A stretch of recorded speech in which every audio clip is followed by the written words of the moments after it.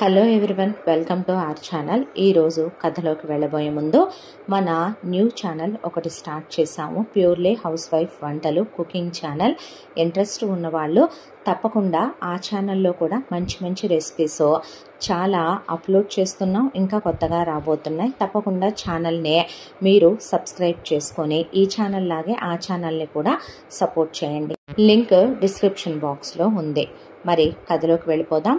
రామకృష్ణ చిన్నప్పటి నుంచే చాలా తెలివైన వాడు. అమ్మా నాన్నలకి పుట్టక పుట్టిన ఒక్కగానొక్క కొడుకు.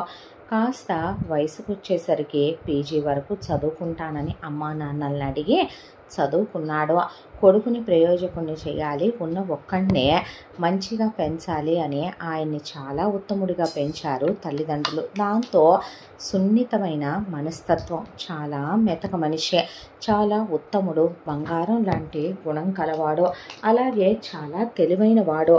ఆర్థిక పరిస్థితుల్ని అంచనా వేయటం, పొదుపు చేయటం, అవసరమైన దగ్గర ఖర్చు వెనకాడకపోవటం, అవసరం లేని దగ్గర డబ్బుని వృధాగా ఖర్చు చేయటం, ఇలా అనవసరమైనటువంటి వాటికి దూరంగా ఉండే ఆయన ఏదవసరమో అదే చేసే మంచి మనిషి. ఇలా ఉన్న కొడుకు ఎప్పుడైతే పీజీ కంప్లీట్ చేసుకున్నాడో గవర్నమెంట్ ఉద్యోగం చేసుకుంటావయ్యా అని అడిగారు అమ్మా నాన్నలు. లేదు నాన్న, వ్యాపారం పెట్టుకోవాలని ఉంది అన్న తర్వాత సరేనయ్యా, పెళ్లి చేసుకొని వెళ్ళాక నీ ఇష్టం వచ్చినట్టు చెయ్యి, ఎవరినైనా ఇష్టపడ్డావా అని అడిగారు. లేదు అని ఆయన అన్నాక ఉత్తమురాలైనటువంటి కృష్ణవేణిని రామకృష్ణ గారే భార్యగా అమ్మా నాన్నలు ఖాయం చేసి ఆయన భార్యతో ఒకటే చెప్పాడు పెళ్లి చూపుల్లో. కృష్ణవేణి చాలా అందంగా ఉంటుంది, ఇంటర్ వరకు చదువుకుందే, అణుకువగలదే, ఇంటి పని వంట పని అన్నీ వచ్చిన మనిషి, అలాగే ఒద్దికైన మనిషి కూడా. ఆవిడ ఈలాగా సున్నిత మనస్కురాలు, ఓవర్ సెన్సిటివ్ పర్సన్ కాదు. కాస్త గట్టిగానే ఉంటుంది, కానీ అలా అని చెప్పి ఎవరిని బాధించే విధంగా గొంతేసుకొని పట్టడం, నోరేసుకొని పట్టడం, ఒకళ్ళని హర్ట్ చేయటం ఇలా ఉండదు. అసలు కొన్ని విషయాలు రామకృష్ణ గారు చెప్పలేడు, కానీ ఆవిడ నోటితో అయినా సరే గట్టిగా చెప్పగలిగిన మనిషి. అయితే పెళ్లి చేసుకుందాం కృష్ణవేణి, చేసుకున్న తర్వాత నేను వ్యాపారం పెట్టదలుచుకున్నాను, కొంతకాలం అయిన తర్వాత పిల్లల్ని కందాం అని ఆయన అన్న తర్వాత వ్యాపారంలో రాణించాననుకో, వ్యాపారంలో నేను నిలదొక్కుంటాను. లేదు అన్న నాకు పీజీ వరకు చదువు ఉందే, గవర్నమెంట్ ఉద్యోగానికి రాసిన నాకేమంతా వయసు అయిపోలేదు, గవర్నమెంట్ జాబ్ అయినా కొడతాను, నీకు నా మీద నమ్మకం ఉంటేనే పెళ్లి చేసుకో అన్నాడు ఆయన. మీ కష్ట సుఖాలన్నిట్లో మీకు నేను తోడుంటానండి అని ఆయనతో అన్న ఆవిడ వివాహానికి ఒప్పుకుందే. అత్తమామలకి ఒక్కటే కూతురు కృష్ణవేణి. వాళ్ళేమీ కోటీశ్వర్లు కాదు, వాళ్ళకుందే ఒక సొంత ఇల్లు, దానికి తోడు ఒక కూతురు కృష్ణవేణి. కృష్ణవేణికి చిన్నప్పటి నుంచి నానమ్మలు అమ్మమ్మలు పుట్టక పుట్టిందని, వాళ్ళ మేనమామ వాళ్ళకి ఆడపిల్ల లేదని, కృష్ణవేణి పిన్నులకి పెద్దమ్మలకి ఆడపిల్లలు లేరనే దాంతో వాళ్ళందరూ కలిసి ఏ శుభకార్యం ఉన్నా పుట్టిన దగ్గర నుంచి పెద్ద మనిషి అయిందాకా అందరూ చెన్నై కాదు పెద్ద వస్తువుల రూపంలోనే బంగారం బాగా పెట్టారు. దాంతో కృష్ణవేణి అమ్మా నాన్నలు కూడా చిన్నప్పటి నుంచే ఆవిడకి బంగారం బాగా పెట్టుకొచ్చారు. ఇక వాళ్ళకి పెద్దగా ఆస్తిపాస్తులు లేవు. కృష్ణవేణి తండ్రి ఆ రోజుల్లోనే ఓ ప్రైవేట్ ఉద్యోగం చేసుకునేవాడు. ఆయన సంపాదన ఉండేది సొంతిల్లే, ఆయన భార్యకి సరిపోద్ది, ఓ పాడిగేద ఉందే. దాంతో రామకృష్ణ గారు వాళ్ళు కట్న కానుకలు ఆశించకపోయినా కృష్ణవేణి బంగారమే 300 తులాలు వెంట పెట్టుకొని అత్తారింట్లో అడుగు పెట్టిందే. ఎందుకమ్మా ఇవన్నీ అంటే, అమ్మ వాళ్ళు ఇచ్చారు అత్తయ్య గారు అన్న తర్వాత ఇక రామకృష్ణ నేను వ్యాపారం పెట్టుకుంటానన్నాక ఉన్న ఎకరం పొలం అమ్మేసి కొడుక్కి వ్యాపారం పెట్టుకోమని ఇచ్చేశాడు రామకృష్ణ తండ్రి.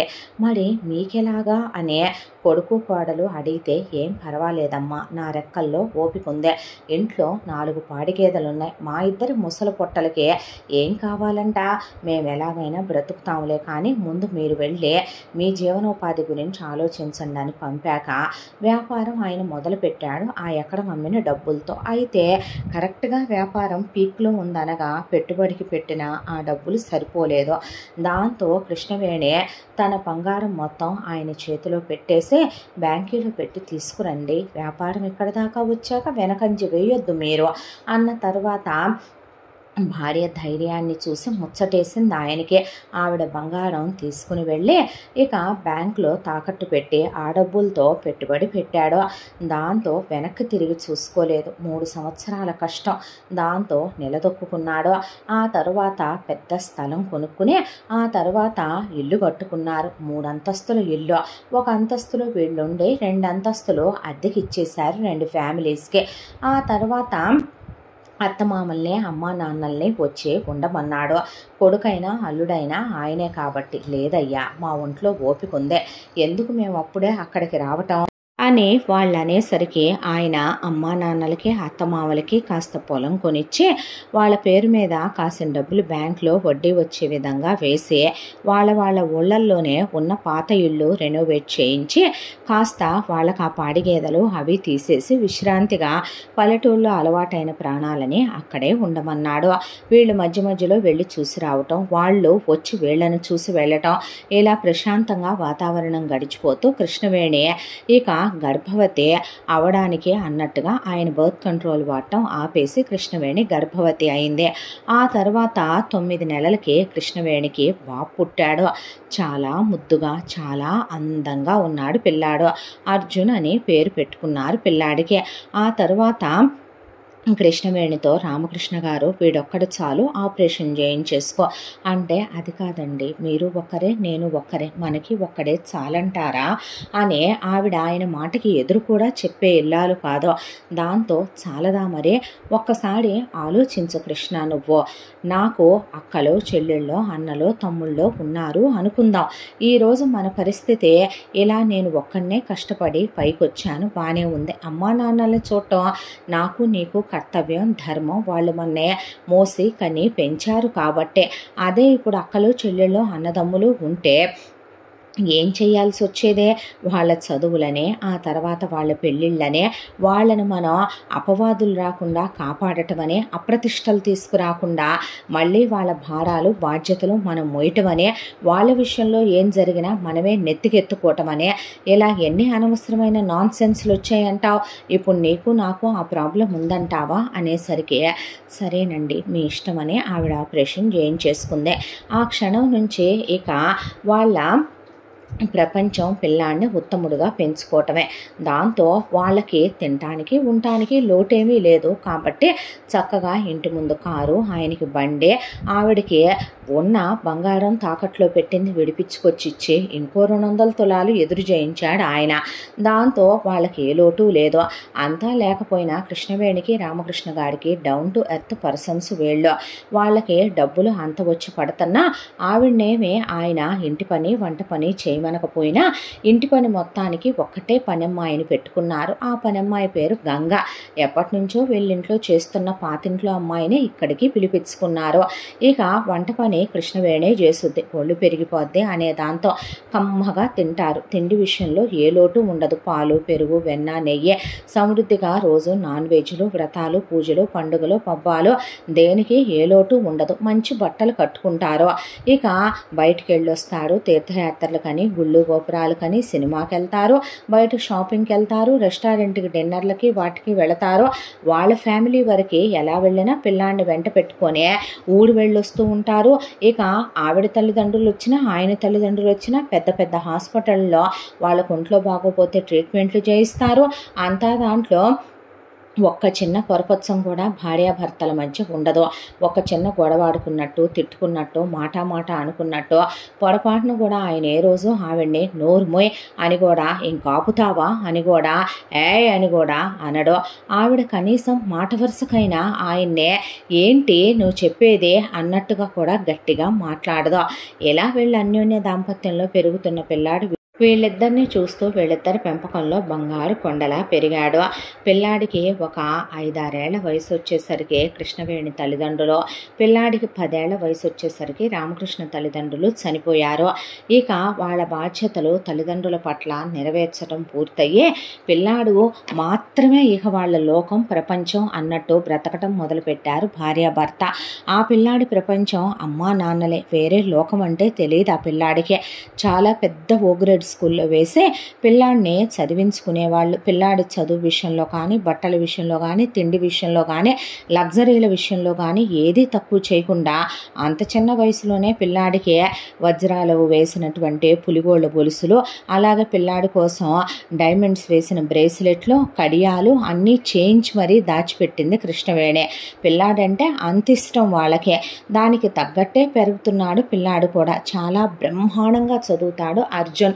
అన్నిట్లో 100కి 95లు 96లు 95లు 96లు చూసే ఆయన మనసు ఆనందంతో నిండిపోయేది. ఇలా పిల్లాడు 10th క్లాస్కి వచ్చేపాటికే వీళ్ళు 2 పోర్షన్లు అద్దెకిచ్చిన దాంట్లో ఒక పోర్షన్ ఖాళీ అయిందే. ఆ ఖాళీ అయిన పోర్షన్లోకి ఒక భార్యాభర్త వచ్చి మాకు ఇల్లు అద్దె కావాలి, ఇస్తారండి అని అడిగితే మీరేం చేస్తారు అని అడిగింది కృష్ణవేణి. మా వారు గవర్నమెంట్ ఆఫీసులో ఉద్యోగం చేస్తారు, నెలకు 80,000 జీతం అని చెప్తే గవర్నమెంట్ ఉద్యోగస్తులకు ఇవ్వటానికి బాధే ఉంది, దట్టు ఫ్యామిలీ, భార్య భర్త 2 కూతుళ్ళు అని చెప్పింది ఆవిడ. దాంతో సరేనని చెప్పి ఇల్లు అద్దెకిచ్చారు వీళ్ళు. ఇల్లు అద్దెకిచ్చిన తర్వాత కృష్ణవేణి ఇంటి ఓనర్ అన్న మాటే కానీ అనవసరమైన విషయాల్లో అస్సలు కలగజేసుకోదు. వీళ్ళు అద్దెకిచ్చిన 2 పోర్షన్లో ఒకటి రియల్ ఎస్టేట్ ఆఫీస్ వాళ్ళు తీసుకున్నారు కాబట్టి అక్కడికి మగవాళ్ళే వచ్చి వెళ్తారు, ఫ్యామిలీ ఉండదు. ఇక పైన ఉండేటటువంటి కొత్తగా వచ్చిన వాళ్ళు ఆఫీసర్ భార్య, ఇక వాళ్ళు మాత్రమే ఫ్యామిలీ. వాళ్ళకి 2 కూతుళ్ళు. ఆయన రోజు రామకృష్ణ గారు ఆఫీస్కి వెళ్ళేటప్పుడు పిల్లాడిని కారులోనే స్కూల్లో దింపుతాడు ఆయన. దింపేటప్పుడు సార్ మా అమ్మాయిలిద్దరినీ కూడా మీ బాబు చదివే స్కూల్లోనే వేశాను.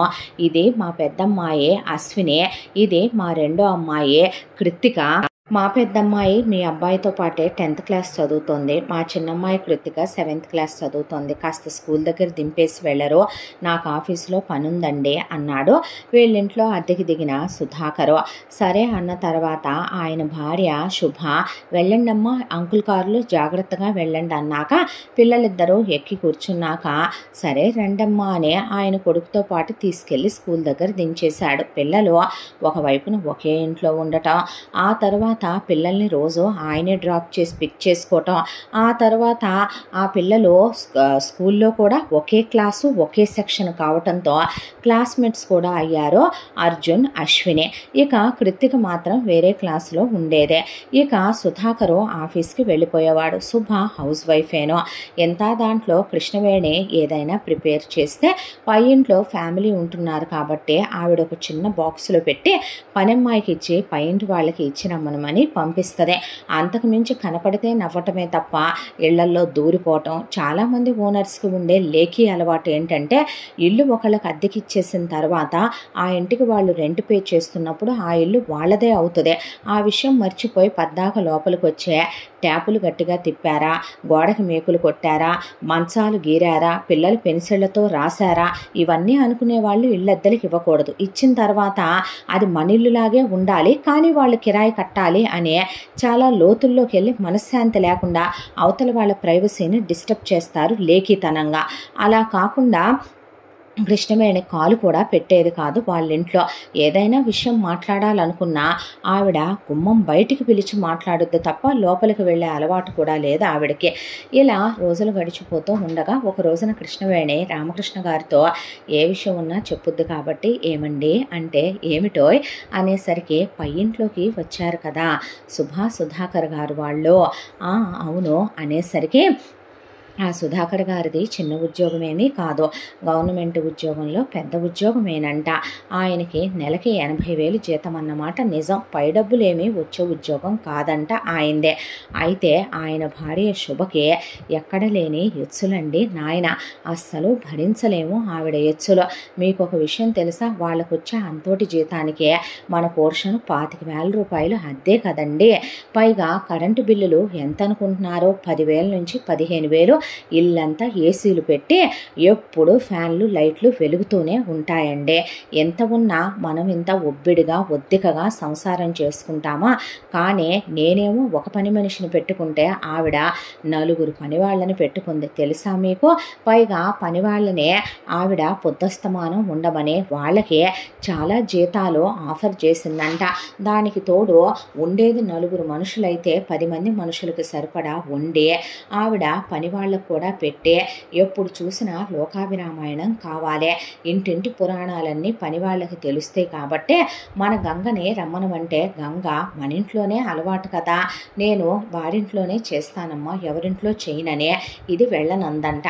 దాంతో ఇక మన ఇంట్లో వ్యవహారాలేమీ తెలియలేదు కానీ మిగతా మన స్ట్రీట్లో ఉన్న వాళ్ళందరి వ్యవహారాలు కూర్చోబెట్టుకొని పని వాళ్ళతో చెప్పించుకోవటం, ఆ తర్వాత చుట్టుపక్కల ఆడవాళ్ళందరినీ పిలిచి ముచ్చట్లు చెప్పటం. అంతకుముందు మన ఇంటికి ఎవరు వచ్చేవాళ్ళు కాదా, వచ్చేవాళ్ళు వచ్చినట్టే ఉన్నారు, పోయేవాళ్ళు పోయినట్టే ఉన్నారు. ఎంతోటి ఎచ్చులో తెలుసా, ఆయన జీతం వచ్చే ఆ 80,000 అస్సలు సరిపోదు వీళ్ళకే. పైగా దానికి తోడు ఇంట్లో అన్నీ అప్పులు చేసుకున్న సామాను, ఆవిడకి ఉన్న బంగారపు నగలు అనుకున్నాను నేను చూసే, మొత్తం గిల్ట్ నగలు 1 గ్రామ్ గోల్డ్ జ్యువెలరీ ఉంది ఆవిడ దగ్గర. 2 ఆడపిల్లలు ఉన్నారు. ఒకవైపున సుధాకర్ తల్లిదండ్రులకు కానీ శుభ తల్లిదండ్రులకు కానీ వీళ్ళ ప్రవర్తన అంటే విసిగేసిపోయే, వాళ్ళు ఉన్నది మొత్తం ఊడ్చి పెట్టాల్సింది పెట్టాక వీళ్ళ డాబులకి దర్జాలకి ఎప్పుడో ఖర్చు పెట్టేశారంట. మనం ఎంతైతే దేవుడిస్తాడో అంతలోనే కాళ్ళు ముడుచుకొని ఉండాలంటారు కదా మీరు. వాళ్ళకంతా బాగానే ఉందే, ఓ 10,000 రూపాయలు ఇల్లు తీసుకొని పిల్లల భవిష్యత్తు గురించి కూడా ఆలోచించుకోవట్లా.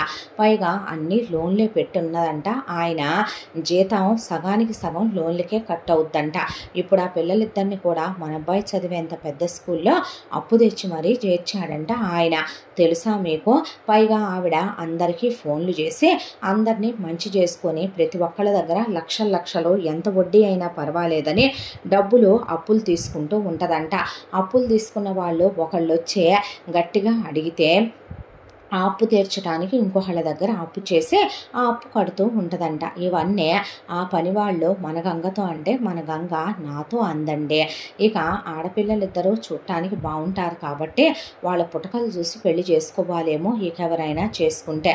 వీళ్ళేం కట్న కానుకలు ఇస్తారు, పెద్దమ్మాయి ఆల్రెడీ 16 ఏళ్ల పిల్ల కూడా అయిపోయింది కదా, ఇంకొక 5-6 ఏళ్లలో పెళ్లి వయసుకు వచ్చేయట్లేదు. నేను నా బంగారం మొత్తం నా కోడలికి ఇచ్చుకోవాలని పక్కన పెట్టుకొని మగపిల్లాడైనా మనం అంత జాగ్రత్త పడి అన్ని విధాలుగా రూపాయినే అంత జాగ్రత్త చేసి ఉంచుకుంటాం కదా, కానీ వాళ్ళకి ఆ భయం లేదు చూసారా. అనే పాటికి ఒక్కొక్కళ్ళది ఒక్కొక్క తీరు, ఒక్కొక్క తరీక, వాళ్ళదే మంది ఒక కులమా ఒక గోత్రమా ఒక స్థలమా చుట్టాలా బంధువులా మనకేమవుతారో మన అనుకునే వాళ్ళ గురించి మన ఇద్దరం పట్టించుకోం, మనకెందుకో. ఇదివరకు లేదు నువ్వు ఇవన్నీ పట్టించుకుంటున్నావా అనే పాటికి చాచా లేదండి, నాకు తెలిసిన ఏ విషయమైనా మీతో అంటాను కదా, వదిలేస్తే మనకు అనవసరం, వాళ్ళ దర్జాలు వాళ్ళ దర్పాల గురించి మనకెందుకో, మన లైఫ్ ప్లానింగ్ మనం ఎలా చేసుకున్నాం అనేది మనకి ఇంపార్టెంటో. పక్కింటోడు ఎలా ఉన్నాడు ఎదురింటోడు ఎలా ఉన్నాడు అనేది మనకు అనవసరం. మన బ్యాంకులో ఎంత బ్యాలెన్స్ ఉంది, మనకేదన్నా మాయ రోగం వస్తే ఖర్చు పెట్టుకోవాలంటే 1 కోటి రూపాయలు ఉన్నాయా లేదా, మన ఫ్యామిలీకి మనం ఎంత స్పెండ్ చేసుకోగలుగుతున్నాం, మన వైఫ్ ఎన్ని నగలు వేసుకుంది, మన పిల్లలు ఎంత మంచి స్కూల్లో చదువుకుంటున్నారో. ఈ రోజుల్లో సగటు మానవుడు అంతవరకు ఆలోచించుకోవటానికి వాడికి టైం ఉంటల్లా. లోకాభిరామాయణాలు మనకెందుకే అనవసరమైన పురాణాలన్నీ అన్నాక ఆవిడికి ఆ రోజు నుంచి వీళ్ళ విషయాలు పట్టించుకోవటం మానేసిందే. కానీ ఆ తర్వాత అర్జున్ ఎప్పుడైతే అశ్వినితో స్నేహం చేయటం మొదలుపెట్టాడో, వయసుకు రావటం, టీనేజ్లో ఉండటం, అమ్మా నాన్నలు గారాబంగా పెంచటం, అశ్విని చాలా హస్కీగా మాట్లాడుద్ది, చూడటానికి బాగుంటుంది. రోజు వాళ్ళతో పాటే కారులో పిక్ అవటం డ్రాప్ అవటం ఇవన్నీ చూసే అర్జున్కి అశ్విని చాలా నచ్చేసింది. ఆ తర్వాత అప్పుడది నచ్చటమే, పరిచయం స్నేహం ఓ బెస్ట్ ఫ్రెండ్గా నచ్చింది. ఆ తర్వాత ఇద్దరు ఇంటర్మీడియట్లో కూడా అర్జున్ చదివే కాలేజీలోనే అప్పు చేసి అశ్విని వాళ్ళ నాన్న అర్జున్ చదివే గ్రూప్లో సేమ్ క్లాస్లో వీళ్ళు ఏసీ క్లాస్ రూముల్లో ఇస్తే వాళ్ళు ఏసీ క్లాస్ రూమ్లో అమ్మాయిని వేసుకున్నారు. అంతా దాంట్లో కూడాను పిల్లాడు బైక్ అడిగాడని రామకృష్ణ గారు బైక్ కొనిచ్చే, ఒరే కాళ్ళు విరక్కొడతా, రోజు నేనే డ్రాప్ చేసి పిక్ చేస్తా, నువ్వు బండి బయటికి తీసేటప్పుడు నేను నీ పక్కనే ఉంటాను, అర్థమవుతుందా నీకు అని ఆయనే నేర్పించి మరీ కొనిచ్చి, ఎప్పుడన్నా కొడుకు ముచ్చట కొద్దీ బయటికి తీయాలనుకున్నప్పుడు ఆయనే వెక్కి పద పోనివ్వు అని చెప్పి వెనకాల ఉండి మరీ పిల్లాడు ఒక్కడేనని చాలా జాగ్రత్తగా తిప్పి ఇంటికి తెచ్చుకునేవాళ్ళు వాళ్ళు. అయితే ఇంత దాంట్లో సుధాకర్ శుభ చేసిన అప్పులు నానాటికి పెరిగిపోయాయి. సుధాకర్ జీతం మొత్తం లోన్లు కట్ అయిపోయి నెలకి 20,000కు మించి రాలేక కొత్త అప్పులు చేస్తూ ఎలాగో జీవితాన్ని గడుపుతూ ఉంటే అశ్వినికి అర్జున్తో స్నేహం బాగా బలపడిపోయింది. దాంతో ఇక వీళ్ళిద్దరిదే ఇంటర్మీడియట్ అలా కంప్లీట్ అయిపోయిన తర్వాత కలిసి మళ్ళీ ఇద్దరు ఇంజనీరింగ్లో జాయిన్ అయ్యారు. ఇంజనీరింగ్లో జాయిన్ అయ్యేసరికి వీళ్ళ పరిస్థితి బాగా అధ్వాన్న స్థితికి చేరుకుంది. అధ్వాన్న స్థితికి చేరుకున్న డౌసర్లకి గొప్పలకి ఏమీ తక్కువ లేదు కాబట్టి అంతా దాంట్లో కూడా తినటానికి తిండికి కూడా సరిగ్గా ఉండేది కాదు. అయినా ఆ విషయాలు మనకు అనవసరమని వీళ్ళ భార్యాభర్తలు పట్టించుకునేవాళ్ళు కాదు. అశ్విని అర్జున్తో ఈ 3 సంవత్సరాల నుంచి పెంచుకున్న స్నేహంతో వీళ్ళింట్లోకి ఓ సొంత పిల్లలాగా వచ్చేది. అర్జున్తో కలిసి చదువుకునేది. ఏదైనా తినే ఉంటే ఆవిడ పెట్టిస్తే అర్జున్తో పాటు తీసుకొని తినేదే. మాటలు చెప్పేది. కలిసి టీవీ చూసేది. గదిలో తలుపులు వేసుకొని కూర్చొని ఇద్దరు కంబైన్ స్టడీస్ చదువుకునేవాళ్ళు. వాళ్ళకేమీ వాళ్ళ అబ్బాయి మీద అనుమానం లేదు. వాళ్ళ అబ్బాయి తప్పుడు పనులు చేసే పిల్లాడు కాదని వాళ్ళకి తెలుసు. పరాయి పిల్ల అయినా ఒకళ్ళ ఆడపిల్ల మీద మనం నిందలు వేయకూడదు. చదువుకునే వయసులో ఉన్న పిల్లలు అందరూ తప్పుడు కోణంలోంచి చూసినట్టు మనము చూడకూడదు అనుకునే దంపతులే కృష్ణవేణి రామకృష్ణ. అయితే అశ్విని మాత్రం అర్జున్నే బాగా లీనియస్ తీసేసుకునేదే. ఏదైనా చదువు విషయంలో కూడా నా హోంవర్క్ నువ్వు రాసి పెట్టవా, నాకు ఈ నువ్వు చేసి పెట్టవా అనే ఎగ్జామ్స్లో కూడా నాకు ఈ రావట్లేదు నువ్వు చూపించవా అనే కాపీ చేసేసి రాసుకునేదే. ఇలా ఇంజనీరింగ్కి వచ్చి రాగానే అర్జున్ అశ్విని తనకి నచ్చింది. అశ్విని అందంగా ఉంది. ఎన్నాళ్ళ నుంచి వేరే అబ్బాయిలకి తను ప్రపోజ్ చేసినా ఓకే చేయలేదు. ఆ వయసు అలాంటిది. దాంతో ప్రపోజ్ చేశాడు. ఆర్థిక స్వతంత్రత కాస్త ఎక్కువగానే ఉంటుంది అర్జున్కి రామకృష్ణ గారి దగ్గర.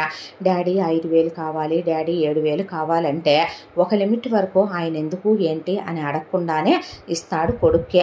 ఆ డబ్బులు పెట్టి అశ్వినికి ఒక రింగు కొని రింగ్ ఇచ్చి ప్రపోజ్ చేస్తే అశ్విని ఎన్నాళ్ళు పట్టిందా నువ్వు నాకు చెప్పడానికి అని అర్జున్ని కౌగిలించుకొని ఐ లవ్ యూ టూ చెప్పింది.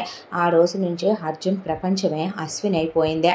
వాళ్ళ నాన్న గుణగణాలు రావటం ఏమో కానీ ఆయన భార్యని ఎంత ప్రేమిస్తాడో ఎంత గౌరవిస్తాడో అర్జున్ ఎప్పుడైతే రింగు పెట్టాడో ఆ క్షణం నుంచే అశ్విని తన భార్యని తన సొంతమని ఫీల్ అయిపోయి ఇంట్లో వాటికి కావాలి వీటికి కావాలని డబ్బులు తీసుకొని అశ్వినికి వాచ్ అని బట్టలని చెప్పులని నెయిల్ పాలిషు కాస్మెటిక్స్ ఆ తర్వాత gold bracelet gold chain gold ring gold ear rings ఇలా కొనివ్వటం. అన్ని సెలబ్రేషన్లు తనే చేయటం. అన్ని అకేషన్స్ తనే గుర్తుపెట్టుకోవటం. ఆ అమ్మాయి బర్త్డేలు సెలబ్రేట్ చేయటం. ప్రతి సినిమాకి తీసుకెళ్ళటం బయటికి తీసుకెళ్ళటం అయి తినిపించటం ఈ తినిపించటం. ఆ అమ్మాయిని చాలా డీపెస్ట్గా లవ్ చేయటం మొదలుపెట్టాడు అర్జున్. ఇంత దాంట్లో కూడా అశ్విని వీళ్ళింటికి వచ్చి కృష్ణవేణి వంట చేస్తుంటే ఆంటీ వంట చేస్తున్నారా, మా మమ్మీ ఇంకా లేవలేదు వంట చేయలేదు, ఇంకొక 2 బాక్సులు పెట్టారా ఎక్స్ట్రా అన్న తర్వాత ఆవిడ అలా సిగ్గుబిడిచి అడిగితే ఏం చేస్తుంది. కొడుక్కి వండే దాంట్లోనే ఒక బాక్స్ పెడితే 2 బాక్సులు పెట్టాక ఇంకొక బాక్స్ పెట్టరా అన్న తర్వాత ఆవిడ 3 బాక్సులు వేస్తే చెల్లెలో కృత్తికని పిలిచి కృత్తి ఇదిగో ఈ బాక్స్ నువ్వు తీసుకో, ఈ 2 బాక్సులు నేను తినేస్తాను అని చెప్పి ఒకటి బాక్స్ చెల్లికిచ్చి 2 బాక్సులు తను తినేదే. అంతా దాంట్లో ప్రేమిస్తున్నాడు కాబట్టి అర్జున్ క్యాంటీన్లో కొనిపెట్టడం, అర్జున్ స్నాక్స్ కొనిపెట్టడం, అర్జున్ డ్రింకులు ఇప్పించడం, ప్రాజెక్ట్ వర్కులకి తనే కట్టడం, ఒకవైపు ట్రిప్పులకి వెళ్తుంటే తనే కట్టడం, ఇక ఆ అమ్మాయికి ఏ ఖర్చులున్నా తనే చూసుకోవటం చేసేవాడు అర్జున్. అర్జున్ కట్టేవా ప్లీజ్ అంటాం, ఫోన్ బ్యాలెన్స్ రీఛార్జ్ చేయవా ప్లీజ్ అంటాం, అర్జున్ చేసేయటం. ఆ తర్వాత అర్జున్ వాళ్ళమ్మ కృష్ణవేణికి బాగా దైవభక్తి ఎక్కువ. ఆవిడ గుడికి వెళ్ళినప్పుడు అశ్విని వస్తే అంతా దాంట్లో కూడా అర్జున్ నా వర్కులు నువ్వు చేసేవా, నా వల్ల కావట్లేదు అంటే అర్జున్ వర్క్ చేస్తూ కూర్చుంటే ఒళ్ళో కూర్చొని అర్జున్కి కబుర్లు చెప్పి అర్జున్ వీప్ మీద ఎక్కి ఉయ్యాలోగి అర్జున్కి బొగ్గ మీద ముద్దు పెట్టి చక్కలి గింతలు పెట్టే అర్జున్ ఆంటీ లేరా అంటే లేదు గుడికి వెళ్ళింది అనేసరికి అవునా కొన్ని ఫ్రూట్స్ తీసుకోనా మీ ఫ్రిడ్జ్లో ఫ్రూట్స్ చాలా ఉంటాయిగా అంటే ఆ అబ్బాయికి సిగ్గు బిడియం అనిపించి ఆ అబ్బాయి పాపం ఇంట్లో జరగట్లేదు అనుకుంటా అనుకోనే సర్లే తీసుకో అనేసరికి గబా చున్నీ తీసి నేల మీద పరిచి ఇక ఐకాస్ని ఫ్రూట్స్ అందులో వేసుకొని పైకి ఎత్తుకెళ్ళి ఇచ్చొస్తా పాపం చెల్లి ఒక్కటే ఉంది అని తీసుకెళ్ళి చూస్తే సరిగ్గా ఒక 4 రోజులకు సరిపడా సర్దేదే. వాళ్ళమ్మ చూడకుండా మళ్ళీ అర్జున్ కొంచెం వాటిని డొల్లగా సరిచేసేసేవాడు ఫ్రిడ్జ్లో. ఆ తర్వాత వాళ్ళమ్మని బయటికి వెళ్ళనిచ్చే వంటగదిలో దూరేసి లోపలికి వెళ్ళి కందిపప్పు, పెసరపప్పు, బియ్యం, అవన్నీ జీడిపప్పులు, బాదం పప్పులు అన్నీ కలిపి గబా సర్దేసి పైకి ఎత్తుకెళ్ళి 4-5 సార్లు తిరిగి పోసొస్తే, ఏం చేస్తున్నావు నువ్వు అని అర్జున్ కిచెన్లోకి వస్తే, అది కాదబ్బా ఏమనుకోకు అంటే సరుకుల షాప్ మూసేస్తుంది అందుకని అనేపాటికి అర్జున్ ప్రేమిస్తున్నాను అనే రీజన్తో ఏమీ అనలేకపోయేవాడు అశ్వినినే. అర్జున్ బర్త్డే షాపింగ్ అని వాళ్ళమ్మ అర్జున్నే పదరా వెళదామని తీసుకెళ్తే, ఈ డ్రెస్ భలే ఉందా అంటే అనేదే. భలే ఉందంటే దానికి మీనింగ్ ఏంటి? ఆమె మాట్లాడేది కాదు. అంతా దాంట్లో అక్కడి నుంచి వాళ్ళమ్మకు ఫోన్ చేశాననే వాళ్ళమ్మ ఇప్పుడు వద్దందని చిన్న మొహం పెట్టుకొని నుంచుంటే, చాలా బాగుంది కదా ఆంటీ, చాలా బాగుంది కదా అంటే పోనీ తీసుకోమ్మా నేను కొనిస్తాను అనగానే, ఓ ఎస్ అని ఆవిడ ఒకటి తీసుకోమంటే 5-6 తీసేసుకొని, అంటే చెల్లికి కూడా ఏడుస్తుందని అనేసేపాటికి ఆవిడకే సిగ్గు అనిపించి ఆవిడ బిల్లు కట్టేసి వచ్చేదే. ఆ తర్వాత ఇంటికి వచ్చిన తర్వాత రెంట్ కట్టట్లేదు వాళ్ళు. దాంతో అమ్మ అశ్విని, అమ్మ నాన్న రెంట్ ఇవ్వలేదు, వెళ్ళి అడిగి రెంట్ తీసుకురా అమ్మ అన్న తర్వాత అర్జున్ని పక్కకు పిలిచి కౌగిలించుకొని, అర్జున్ కొంచెం ఇంట్లో టైట్గా ఉంది ఆంటీ రెంట్ అడుగుతున్నారు, అమ్మ వాళ్ళు కొంచెం ఇబ్బంది పడుతున్నారు చెప్పవా అనేసరికి, అమ్మ వాళ్ళు ఏదో కొంచెం ఇబ్బందిలో ఉన్నట్టున్నారు ప్లీజ్ అమ్మ, తను నా క్లాస్మేట్ నా ఫ్రెండ్ కూడా, నువ్వు అలా ఇబ్బంది పెట్టి అడగటం బాలేదు కదా, నేనేం ఇబ్బంది పెట్టానురా, మన ఇంట్లో అద్దెకుంటున్నప్పుడు అద్దెడకపోతే మనకంటూ ఓ ప్లానింగ్ ఉండదా నాన్న అనేసరికి, డాడీ ప్లీజ్ చూడు మమ్మీ ఎలా మాట్లాడుతుందో అంటే, పోనీలే ఏదో ఇబ్బందులో ఉన్నట్టున్నారుగా వదిలే కృష్ణ అనేసరికి ఆవిడ, సరిపోయిందండి మీ తండ్రి కొడుకుల మంచితనం అని ఆవిడేం మాట్లాడకుండా వదిలేస్తే, నెక్స్ట్ మంత్ 2 నెలలే కలిపి ఇవ్వమనమ్మా అనేసరికి, అలాగే అని నెక్స్ట్ మంత్ 1 నెలది మాత్రమే ఇచ్చి 2వ నెలది వదిలేసి, ఇలా సంవత్సరంలో 6 నెలలది 5 నెలలది కడితే మిగతా అన్ని నెలలదే అద్దె కొట్టుకుంటూ వచ్చేసేవాళ్ళు వాళ్ళు. ఇక అశ్విని ఇలా వీళ్ళింటి మీద పడే ఇల్లు జరిపేసుకుంటా ఉంటే, కృష్ణవేణికి రాను ఏంటి ఇలా అనుమానం వచ్చి ఆవిడ జీడిపప్పులు, బాదం పప్పులు, కిస్మిస్లో ఇవన్నీ తగ్గుతున్నాయి ఏంట్రా అని అడిగితే, ఏం లేదమ్మా నా చేయి తగిలి కింద పడితే పారబోసాననే, లేదమ్మా నేనే తిన్నానని, నువ్వు తిన్నావా, నేను బతిమిలాడిన డ్రై ఫ్రూట్స్ తినో నువ్వు తిన్నావా, హార్లిక్స్ ఏంట్రా ఇంత లేదు అంటే, నేనే తినేసా మమ్మీ కూర్చొనే, అంత హార్లిక్స్ ఎలా తిన్నావురా అని ఆవిడ తర్వాత అవి ఇవి మిస్ అవుతుంటే, పనమ్మాయిని నువ్వేమైనా తీసావా అని అడిగితే, లేదమ్మా నేను తీయలేదు అంటే, మళ్ళీ పనమ్మాయినే అమ్మ గట్టిగా అడిగితే, లేనిపోయిన గొడవ అని, లేదమ్మా నేనే ఇందాక ఇక్కడి నుంచి తీసి అక్కడ సర్దాను అది ఇది అని మాట దాటేసేవాడు అర్జున్. ఆ తర్వాత కృష్ణవేణి తన పాత చీరలన్నీ తీసి ఆర్ఫన్లో వాళ్ళకి ఇద్దామని పక్కన పెడితే, ఆంటీ ఈ చీరలన్నీ ఎందుకు తీశారు అని అడిగితే, ఎవరికైనా ఇద్దామనమ్మా ఆర్ఫన్లో, అయితే నేను తీసుకొని నేను ఇవ్వనా అంటే, ఇవ్వమ్మా అన్నాక వాటిని ఎత్తుకెళ్ళి శుభ్రంగా గంజి పెట్టి ఇస్త్రీ చేయించి ఆవిడ చూడకుండా కట్టుకుంటున్నాను అన్నట్టు తెలియకుండా వాళ్ళ అమ్మే కట్టుకునేదే. ఆ విషయం ఆవిడకి తెలిసి కూడా భర్తతో అనే ఏం మాట్లాడేవాడు కాదు ఆయన కూడా. ఆ తర్వాత ఇక అర్జున్, మీ నాన్న ఈ బట్టలన్నీ వేసుకుంటాడా అనే వాటికి చెప్పుతో కొడతాడు మా డాడీ, అవి 25,000 సూట్లు 20,000 సూట్లు అంటే, ఇది అది ఒకే కలర్లో ఉన్నాయిగా షర్టు, నీకు దండం పెడతానే అని ఒక 10,000 చేతిలో పెట్టి, ఈ పెట్టి మీ డాడీకి కొనరా, నువ్వు మా డాడీ తీబాకు, ఎందుకంటే మా డాడీ బట్టలు యాక్సెసరీస్ అన్నీ మా మమ్మీ సర్దుద్ది, ఏదైనా చిన్న డౌట్ వచ్చిందనుకో నన్ను ఎగరేసి కొట్టుద్ది, మా అమ్మ గురించి బాగా తెలియదు నీకు అన్న తర్వాత, సర్లే డబ్బులు ఇచ్చావుగా అని డబ్బులు తీసుకొని వెళ్ళిపోయేది అశ్విని. ఎంత దాంట్లో అర్జున్ ఒక రోజున, నీకెప్పుడు అది ఇది అని నేను ఇవ్వటమే తప్ప ఒక్కరోజైనా నాకేమైనా ఇచ్చావంటే అనేసరికి వెళ్ళి వాళ్ళమ్మ పిచ్చి నగల్లోంచి ఊడిపోయిన పూసలు రాలిపోయిన రాళ్ళు పెట్టి ఒక బ్రేస్లెట్ అట్టముక్క మీద చేసుకొని వచ్చి, ఇదిగో ఇట్రా ఏమీ ఇవ్వనంటావుగా గిఫ్ట్ తెచ్చాననే పాటికి చెయ్యిటివ్వు అనేసరికి సరే అని చెయ్యిచ్చాడు. ఇచ్చేసరికి అది చేతికి కడితే బాధపడుద్దని ఏమనకుండా, ఏంటే ఇదే అనేసరికి, ఇది చాలా ప్రీషియస్, నేనెంతో ప్రేమతో చేసుకొచ్చా నీకోసం, నువ్వు తీయకూడదు అనేసరికి వాళ్ళమ్మ, ఏందిరా అది పూసలు అమ్ముకునే వాళ్ళలాగా మనకేం లేదని అని ఆవిడ పీకి పక్కన ఇసిరేసిందే. ఆ తర్వాత అర్జున్ని కాలేజీకి వెళ్ళినప్పుడు ఫ్రెండ్స్ అందరూ అర్జున్ బర్త్డేకి పార్టీ ఇస్తారు. వీళ్ళు ఇస్తే వాళ్ళు ఏంట్రా బర్త్డే సెలబ్రేషన్స్ స్పెషల్స్ అది ఇది అని అక్కడున్న మిగతా పిల్లలందరూ సెటిల్డ్ ఫ్యామిలీలో వాళ్ళు డబ్బున్న వాళ్ళు వాళ్ళందరూ ఓ రేంజ్ పిల్లలు కాబట్టి బాగానే మాట్లాడితే అర్జున్ నవ్వుతూ మాట్లాడుతూ ఉండగా ఈలోపు అశ్విని అర్జున్ పక్కకు లాగి వీళ్ళందరూ మహా అయితే నీకు ఓ బొకేనో లేదంటే ఓ చాక్లెట్టో మహా అది కాదంటే గనక ఓ ఫోన్ లాంటియో ఏదో నార్మల్గా అబ్బాయిలు వాడుకునేవి ఇస్తూ ఉంటారు గిఫ్ట్లుగా.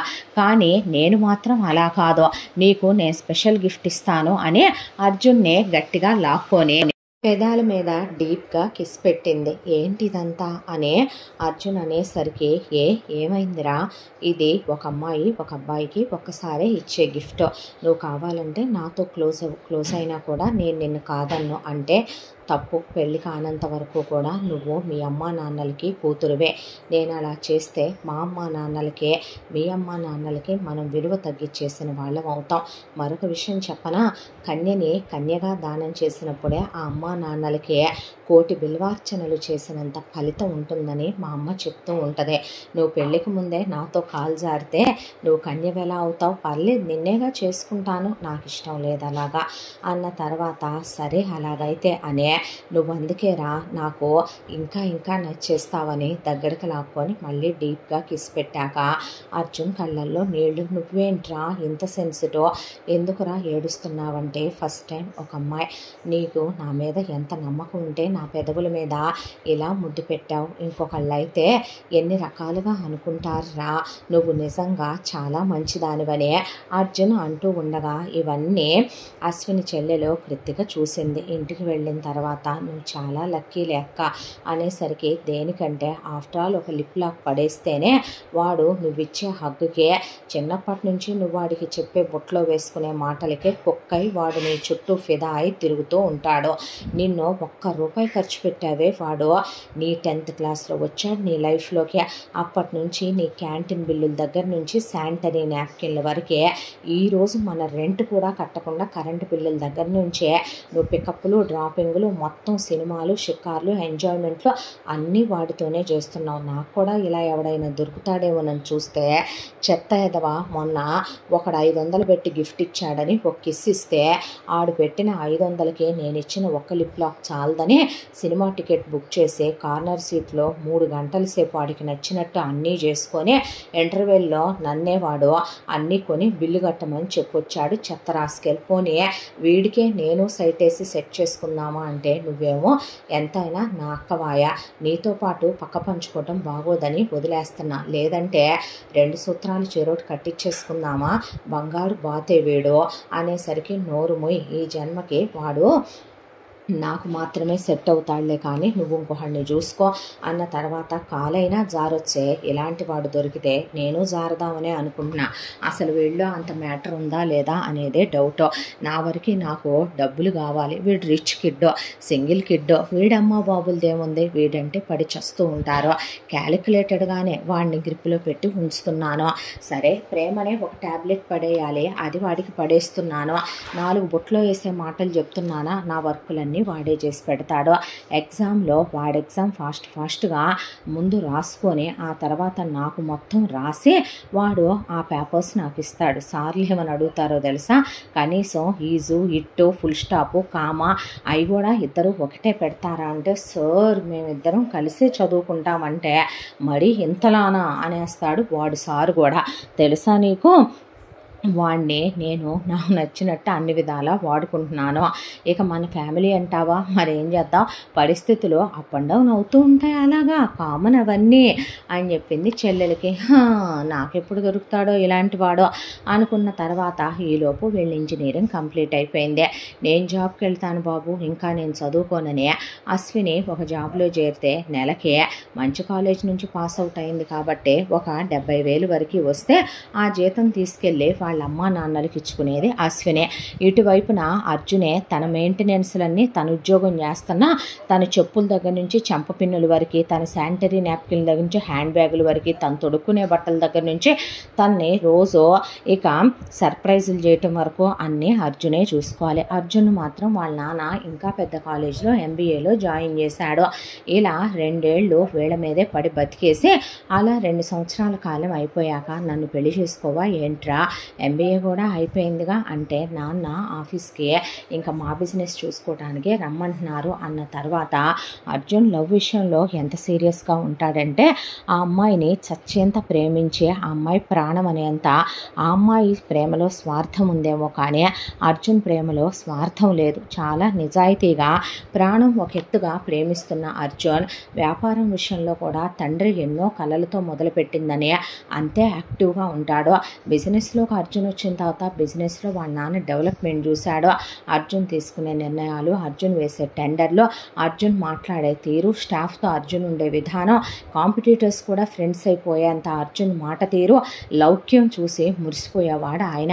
ఆ తర్వాత నాకు ఇంట్లో వాళ్ళు సంబంధాలు చూసేస్తున్నారా, పెద్ద పెద్ద సంబంధాలు వస్తున్నాయి, కోటీశ్వర్లు నన్ను చేసుకుంటానంటున్నారని ఓ పెద్ద డ్రామా ప్లే చేసి అశ్విని అర్జున్ని కౌగిలించుకొని మొహమంతా ముద్దులు పెట్టేసి నువ్వు లేనిది నేను బ్రతకలేనని ఏడ్చి ఒక డ్రామా క్వీన్ లెవెల్లో, మహానటి లెవెల్లో నటిస్తే నిజమేనని నమ్మాడు. దాంతో వాళ్ళ అమ్మా నాన్నల దగ్గరికి వెళ్ళి నేను ఒక అమ్మాయిని ప్రేమిస్తున్నాను, ఆ అమ్మాయినే ప్రాణం కన్నా ఎక్కువగా ప్రేమిస్తున్నాను, ఆ అమ్మాయి లేనిది నేను బ్రతకలేను, ఆ అమ్మాయినే ఇచ్చి నాకు పెళ్లి చేయండి డాడీ అని అడిగాడు. ఎవరని వాళ్ళ అమ్మ అడిగితే పయ్యింటి వాళ్ళు అద్దెకుంటున్నారుగా సుధాకర్ వాళ్ళు, వాళ్ళ పెద్దమ్మాయి అశ్విని అనేపాటికే ఆవిడికి అన్నీ గుర్తొచ్చినాయి. కొడుకు చిన్నప్పటి నుంచి ఆ అమ్మాయితో క్లోజ్గా ఉంటాం, ఆ తర్వాత ఆ అమ్మాయితో బయటికి వెళ్ళి రావటం, వాళ్ళ అద్దె కట్టకపోయినా ఏమనొద్దంటాం. ఆవిడకి అర్థమై ఓసోసి దీనిక ఇన్నేళ్ల నుంచి ఇన్నేషాలు వేసింది నువ్వు అనేపాటికే వాళ్ళమ్మాయిని చేసుకుంటావురా నువ్వు అనేపాటికే అమ్మ ప్లీజ్ తను లేకపోతే నేను బ్రతకలేనమ్మా అనేసరికి నువ్వు వెళ్ళు నాన్న అమ్మతో నేను మాట్లాడతానని. ఎందుకు కృష్ణ వాడి మొహం మీద అలా అంటావు, అది కాదండి మీకేం తెలుసు, వాళ్ళమ్మ చుట్టాలు బంధువులు వస్తే మన బాక్స్ కూడా ఎత్తుకెళ్ళి ఇవ్వలేదండి ఉంచేసుకొని, పనమ్మాయి రోజు మర్చిపోతోందని నేను బాక్స్ అడుగుదామని వెళ్తే చుట్టాలందరూ వచ్చి కూర్చుంటే ఇల్లు మాదే కొన్నాము, మనమే వాళ్ళ ఇంట్లో అద్దెకుంటున్నామని చెప్పిందే. నన్ను చూసి మొహం జల్లక లోపలికి పారిపోయింది తెలుసా మీకు. ఏమోలే డబ్బులు లేక అలా డాబులు దర్జాలు చెప్పుకొని బతుకుతారేమోలే వీళ్ళని 4 దులిపేదాన్ని మీ మొహం చూసి మీరు అలాంటి ఊరుకోరని నేను మెదలకుండా వచ్చేసాను.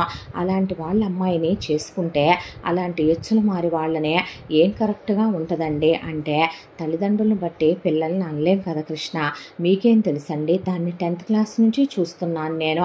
పక్క వాళ్ళ మీద పడి బతికేస్తూ పొద్దున టిఫిన్ల దగ్గర నుంచి రాత్రి భోజనం వరకు ఆ పిల్ల మన ఇంట్లో వాళ్ళ అద్దెకి దిగిన దగ్గర నుంచి అది పడి తింటుంది, దాని చెల్లెలకి ఎత్తుకెళ్తుంది, దాని అమ్మా బాబులకి ఎత్తుకెళ్తుంది. మీకేం తెలుసండి, అలాంటి అమ్మాయినే చేసుకోవటం కరెక్ట్ కాదనుకుంటున్నాను నేనంటే మన పిల్లాడు ప్రాణం కన్నా ఎక్కువగా ప్రేమించానంటున్నాడు. మనకు కట్న కానుకల మీద ఎటు ఆశ లేదు, పెళ్ళయ్యాక అమ్మాయి మనకు వాళ్ళు అవుతే వాళ్ళ ఆర్థిక పరిస్థితులు బాగోక తల్లిదండ్రులు అప్పులు చేసి పిల్లల భవిష్యత్తుల గురించి ఆలోచించకుండా అలా గాలి రకాల్లా తయారైతే పిల్లలు అలాగే ఉంటారు. మరి వాళ్ళు పద్ధతిగా ఉండలేదు, పోరంబొకలతనంగా పోకిరితనంగా తయారయ్యారని మనం అనుకోనక్కర్లేదు. మన ఇంటికి వాళ్ళు అయితే మన అబ్బాయి అమ్మాయిని మనకు తగినట్లుగా తనకు తగినట్లుగా మార్చుకోగలలే. మన ఇంట్లో ఏమి లేదనే నగలకు మొహం వాసిందంటానికి లేకుండా నీ నగలు లేవా, తిండికి మొహం ఆయాలా, మన ఇంట్లో తిండికి కరువా, ఏమి లేదనే అనేసరికి ఆవిడేమి మాట్లాడలా. ఆ తర్వాత పెళ్లి సంబంధం మాట్లాడితే వీళ్ళదేం పోయింది, ఎగిరి గంతేసి ఒప్పుకున్నారు. వీళ్ళ దరిద్రానికి వాళ్ళని ఖర్చు పెట్టమని ఏమడుగుతారు కృష్ణవేణి వాళ్ళు. దాంతోనే ఇక శుభకి సుధాకర్కి చిన్న కూతురు కృతికకి దాంతోపాటు వాళ్ళ చుట్టాలు బంధువులకు కూడా బట్టలు పెట్టించుకొని ఎంగేజ్మెంట్ ఖర్చు, నగలు, భోజనాలు, ఫోటోలు ఖర్చు, పెళ్ళికి కూడా మొత్తం ఖర్చులు వీళ్ళే పెట్టుకొని పెళ్ళి అయిపోయింది అర్జున్కి అశ్వినికి. మొదటి రాత్రులు అయిపోయినాయి, హనీమూన్కి వెళ్ళి రావటం కూడా అయిపోయింది. హ్యాపీగా కొడుకు కాపురం పెట్టుకున్నాడు. అంతా దాంట్లో అర్జున్ పెళ్లి కాకముందు వద్దన్నాడు కానీ పెళ్ళయ్యాక చాలా రొమాంటిక్గా ఉంటే అశ్విని నువ్వు ఇంత మగాడు అని నేను అనుకోలేదురా, నీలో ఇంత మ్యాటర్ ఉంది అనుకోలేదు నేను అని మనసులో అనుకొని, నువ్వు ఇలా కూడా కాపురం చేస్తావా అంటే, అదేంటే అలా అన్నావు అనేసరికి, ఆహా పెళ్ళి కాకముందు నేను ఏదన్నా దూరం పెట్టేవాడివిగా అనేపాటికి, పెళ్ళి కాకముందు ఏ అబ్బాయిలైతే అమ్మా నాన్నలు ఉన్నారు అనే విషయం వాళ్ళు పెంచిన పెంపకం మర్చిపోయి ఒక అమ్మాయి మీద మనం ఏదో వాడేస్తున్నావులే అని చెప్పి క్లోజ్ అయిపోతారో, ఆ తర్వాత లైఫ్ లాంగ్ వాడికి ఆ అమ్మాయికి సెట్ అవ్వకపోతే ఆడు మనసులో రిగ్రెట్ తీసుకుంటూనే బ్రతకాలి. పెళ్ళి కాకముందు అలా సెక్స్ తప్పంటాను నేను.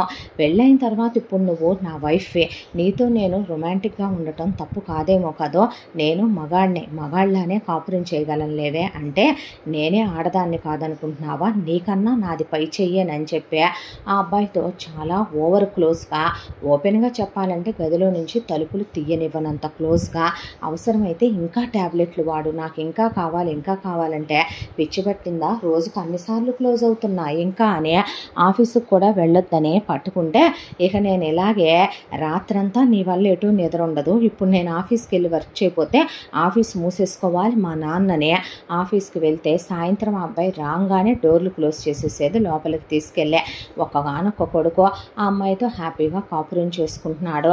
ఇంకా ఏమైందిలే అని వీళ్ళు వాళ్ళ రొటీన్ లైఫ్లో వాళ్ళు పడిపోతే, ఇంత దాంట్లో మొగుడిని అడ్డం పెట్టి చెల్లికి ఫీజులు కట్టేసి చదువు కంప్లీట్ చేయించేసింది. ఆ తర్వాత వాళ్ళ నాన్నకున్న అప్పులు చాలా వరకు తీర్చేసింది. వాళ్ళమ్మకి కాస్త నగలు సైడ్ చేసి, వాళ్ళ చెల్లికి కాస్త నగలు సైడ్ చేసి ముందు వాళ్ళని బాగు చేసుకోవటం మొదలుపెట్టింది. ఇలా చేసిన ఇంత దాంట్లో కూడా ఇలా వీళ్ళ కాపురం మధ్యలో ట్రిప్పులకు వెళ్ళొస్తూ వెంటనే పిల్లలు వద్దులే అనుకుంటూ ఇలా హ్యాపీగా ఒక 1 year కాలం గడిచిపోయింది. 1 year కాలం గడిచిపోయిన తర్వాత ఉన్నట్టుండి రామకృష్ణ గారికి ఒక రోజున పడుకున్న మనిషి గుండెపోటు వచ్చింది. హాస్పిటల్కి తీసుకెళ్తే ఆయనకి మేము చేసే ఆపరేషన్తో అయ్యేది కాదు, హార్ట్ ఫెయిల్ అయింది. ఆయనకి ఇక్కడ చేయొచ్చు కానీ అబ్రాడ్ తీసుకెళ్ళగలిగి ఉంటే కనుక తీసుకెళ్ళండి, హార్ట్ కూడా రెడీగానే ఉంది, ట్రాన్స్ప్లాంట్ చేయించుకొని తీసుకురండి ఆయన్ని అనేసరికి వాళ్ళకేమైనా డబ్బుకి కొదవా, దాంతో ఆయన ఆపరేషన్కి కావలసినంత డబ్బులు తీసుకొని భార్యని తల్లిని ఇక్కడే వదిలిపెట్టి, నేను వెళ్ళి నాన్నగారికి ఆపరేషన్ చేయించి తీసుకొస్తానమ్మా అన్నాక, జాగ్రత్త అయ్యా అని ఆవిడ కన్నీళ్లు పెట్టుకుంటే, వెళ్ళేటప్పుడు అశ్విని నేను వచ్చేంత వరకు 3 నెలలు పట్టుద్ది, నువ్వు ఇంజనీరింగ్ చదువుకున్నావు, బయట జాబ్ కూడా చేశావు కాబట్టి నువ్వే ఆఫీస్ చూసుకో అన్న తర్వాత, మరేదైనా ఎమర్జెన్సీ అయితే అనేపాటికి అవ్వదులే అన్న తర్వాత, అబ్బా కొన్ని పేపర్ల మీద సంతకాలు పెట్టించెళ్ళు, ఏదైనా ఎమర్జెన్సీ అయితే నేనేం చేయను అనేసరికి రామకృష్ణ గారు ఓ 30 పేపర్ల మీద, అర్జున్ ఒక 30 వైట్ పేపర్ల మీద సంతకాలు పెట్టి, అవసరమైతే అర్జెంట్ అయితే ఎమర్జెన్సీ అయితే నాకు ఫోన్ చేసి, దట్టు వీడియో కాల్ చేసి, అది ఎందుకో చెప్పి, మేము సంతకం పెట్టిన దాని మీద మ్యాటర్ టైప్ చేయించి మళ్ళీ నాకు అది ఫోటో పెట్టి వీడియోలో చూపించే, దాని కింద నువ్వు సంతకం పెట్టి అప్పుడు మన స్టాంప్ వేసి అప్రూవ్ చేయి, అర్థమైందా అనేసరికి సరిలే అనేసింది. అన్న తర్వాత అర్జున్ రామకృష్ణ గారిని తీసుకొని వెళ్ళటం, అక్కడ హాస్పిటల్లో జాయిన్ చేసి ఆయనకి ఆపరేషన్ చేయించడం, ఈ పనుల్లో మునిగిపోతే ఆఫీస్కి వెళుతున్నానని చెప్పిన పనికి మాలిన పోరంబోకల్తనంగా అశ్విని ఆఫీస్కి వెళ్ళి ఆఫీసులో కూర్చుని ల్యాప్టాపుల్లో సినిమాలు వేసుకొని చూస్తూ, వీళ్ళు వెళ్ళారని 3 నెలల దాకా రాడని తెలిసిన ఆఫీసులో ఫినాన్స్ డిపార్ట్మెంట్లో మేనేజర్లుగా చేసేవాళ్ళు చాలా స్వార్థబుద్ధి గలవాళ్ళు. ఎప్పటి నుంచో ఆ ఆఫీస్ మీద ఆ వ్యాపారం మీద కన్నేసి ఉన్న ఆ వెధవలకి వాళ్ళు ఏదైనా సంతకాలు కావాలని వస్తే, అబ్బాయి ఏందయ్యా పద్దాక రొమాంటిక్ సీన్ మిస్ అయ్యాను, ఫైట్ సీన్ మిస్ అయ్యాను, ఏం కావాలి మేడం ఇక్కడ సంతకాలు కావాలంటే, అశ్విని పోరంబోకల్దని అర్జున్ వాళ్ళ ఫ్యామిలీకి తెలియదు కానీ ప్రపంచం మొత్తానికి మొహం మీదే రాసి ఉంటుంది, అశ్విని పెద్ద స్వార్థపరురాలు మోసగత్తె అనే. దాంతో మాకు సైన్లు కావాలంటే, ఇదిగో ఈ 30 పేపర్ల మీద మా ఆయన సంతకం పెట్టాడు, ఈ 30 పేపర్ల మీద మా మామయ్య సంతకం పెట్టాడు, స్టాంపు లేదు మేడం అంటే, ఇదిగో స్టాంప్ ప్యాడు అని లాకర్లో ఉన్న స్టాంప్ ప్యాడ్ తీసి ఆ స్టాంప్ ప్యాడ్ మొత్తం వాళ్ళ సంతకాల మీద గుద్దేసి, వాళ్ళ బిజినెస్ పేరు మీద ఉన్న ఆ పేపర్లు ఎంతో ఇంపార్టెంట్ అయితే తప్ప ఇవ్వకూడదైతే వాళ్ళకి ఇచ్చేసింది.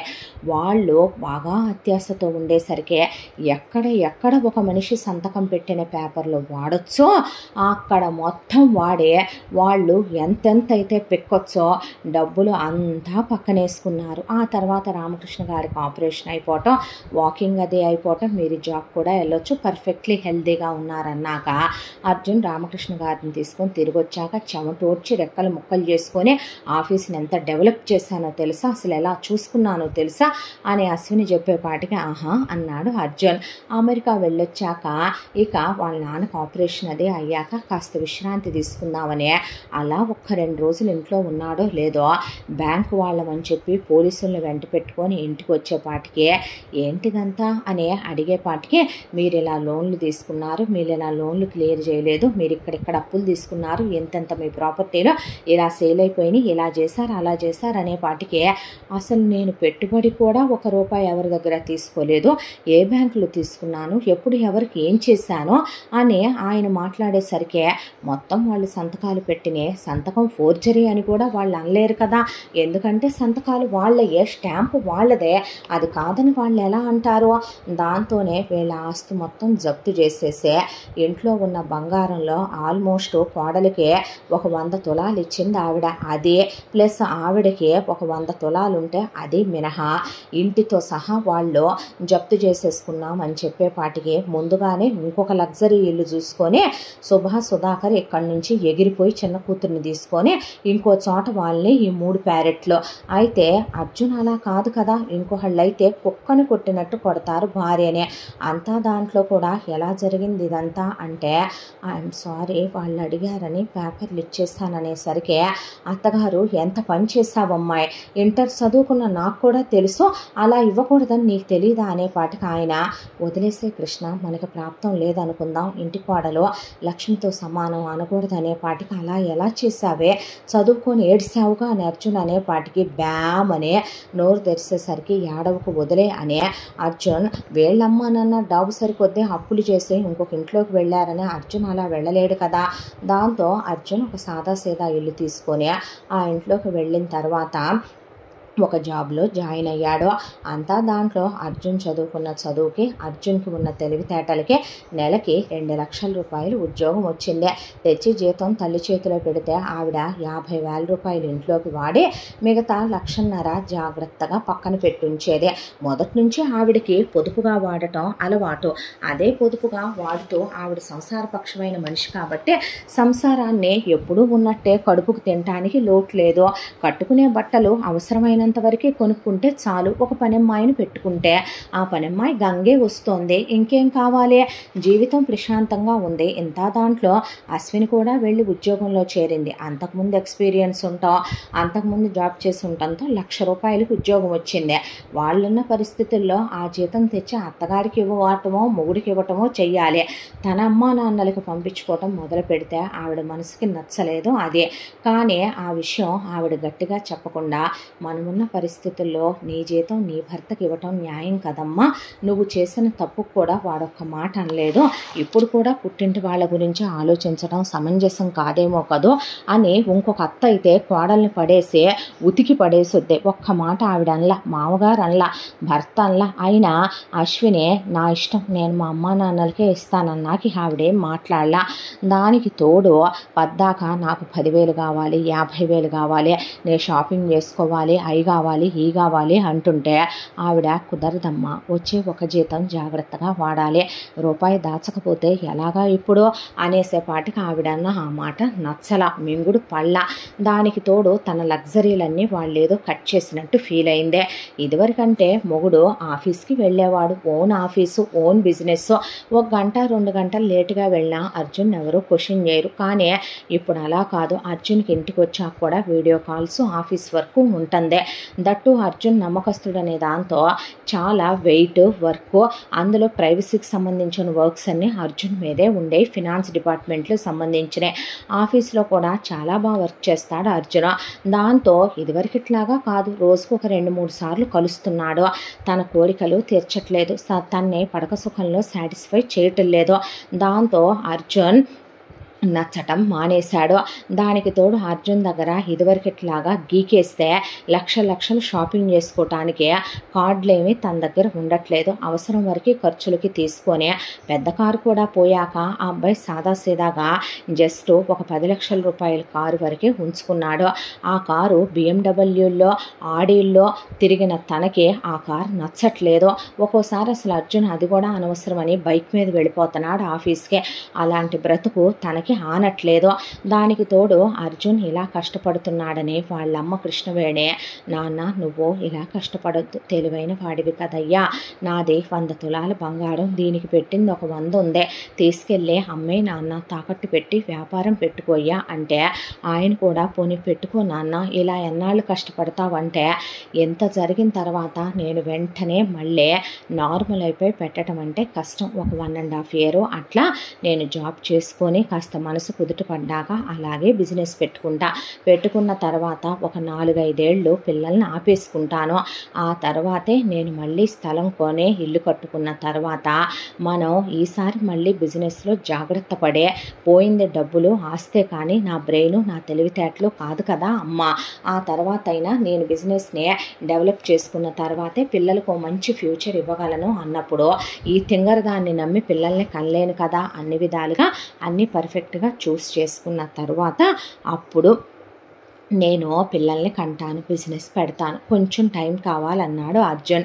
ఇంత దాంట్లో అశ్వినికి పూర్తిగా కంప్లీట్గా అర్జున్ నచ్చడం మానేశాడు.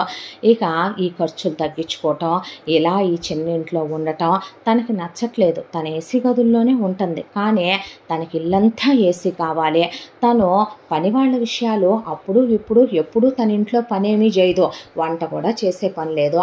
అప్పుడు ఇప్పుడు ఎప్పుడు అత్తగారే చేస్తుంది, అప్పుడు ఇప్పుడు ఎప్పుడు తన భర్త అత్తమామ ఏమీ అనరు. అయినా తనకి నచ్చట్లేదు. ఇక తనకి అలా ఫేస్బుక్ ఓపెన్ చేస్తే ఒకడు ఫ్రెండ్ అయ్యాడు. ఆ ఫ్రెండ్ అయిన వాడితో తను బాగా క్లోజ్ అయింది. వాడు అమెరికాలో ఉంటానని వాడు ఫోన్లో ఇక వీడియో కాల్ చేస్తే వాడితో మాట్లాడుకుందే.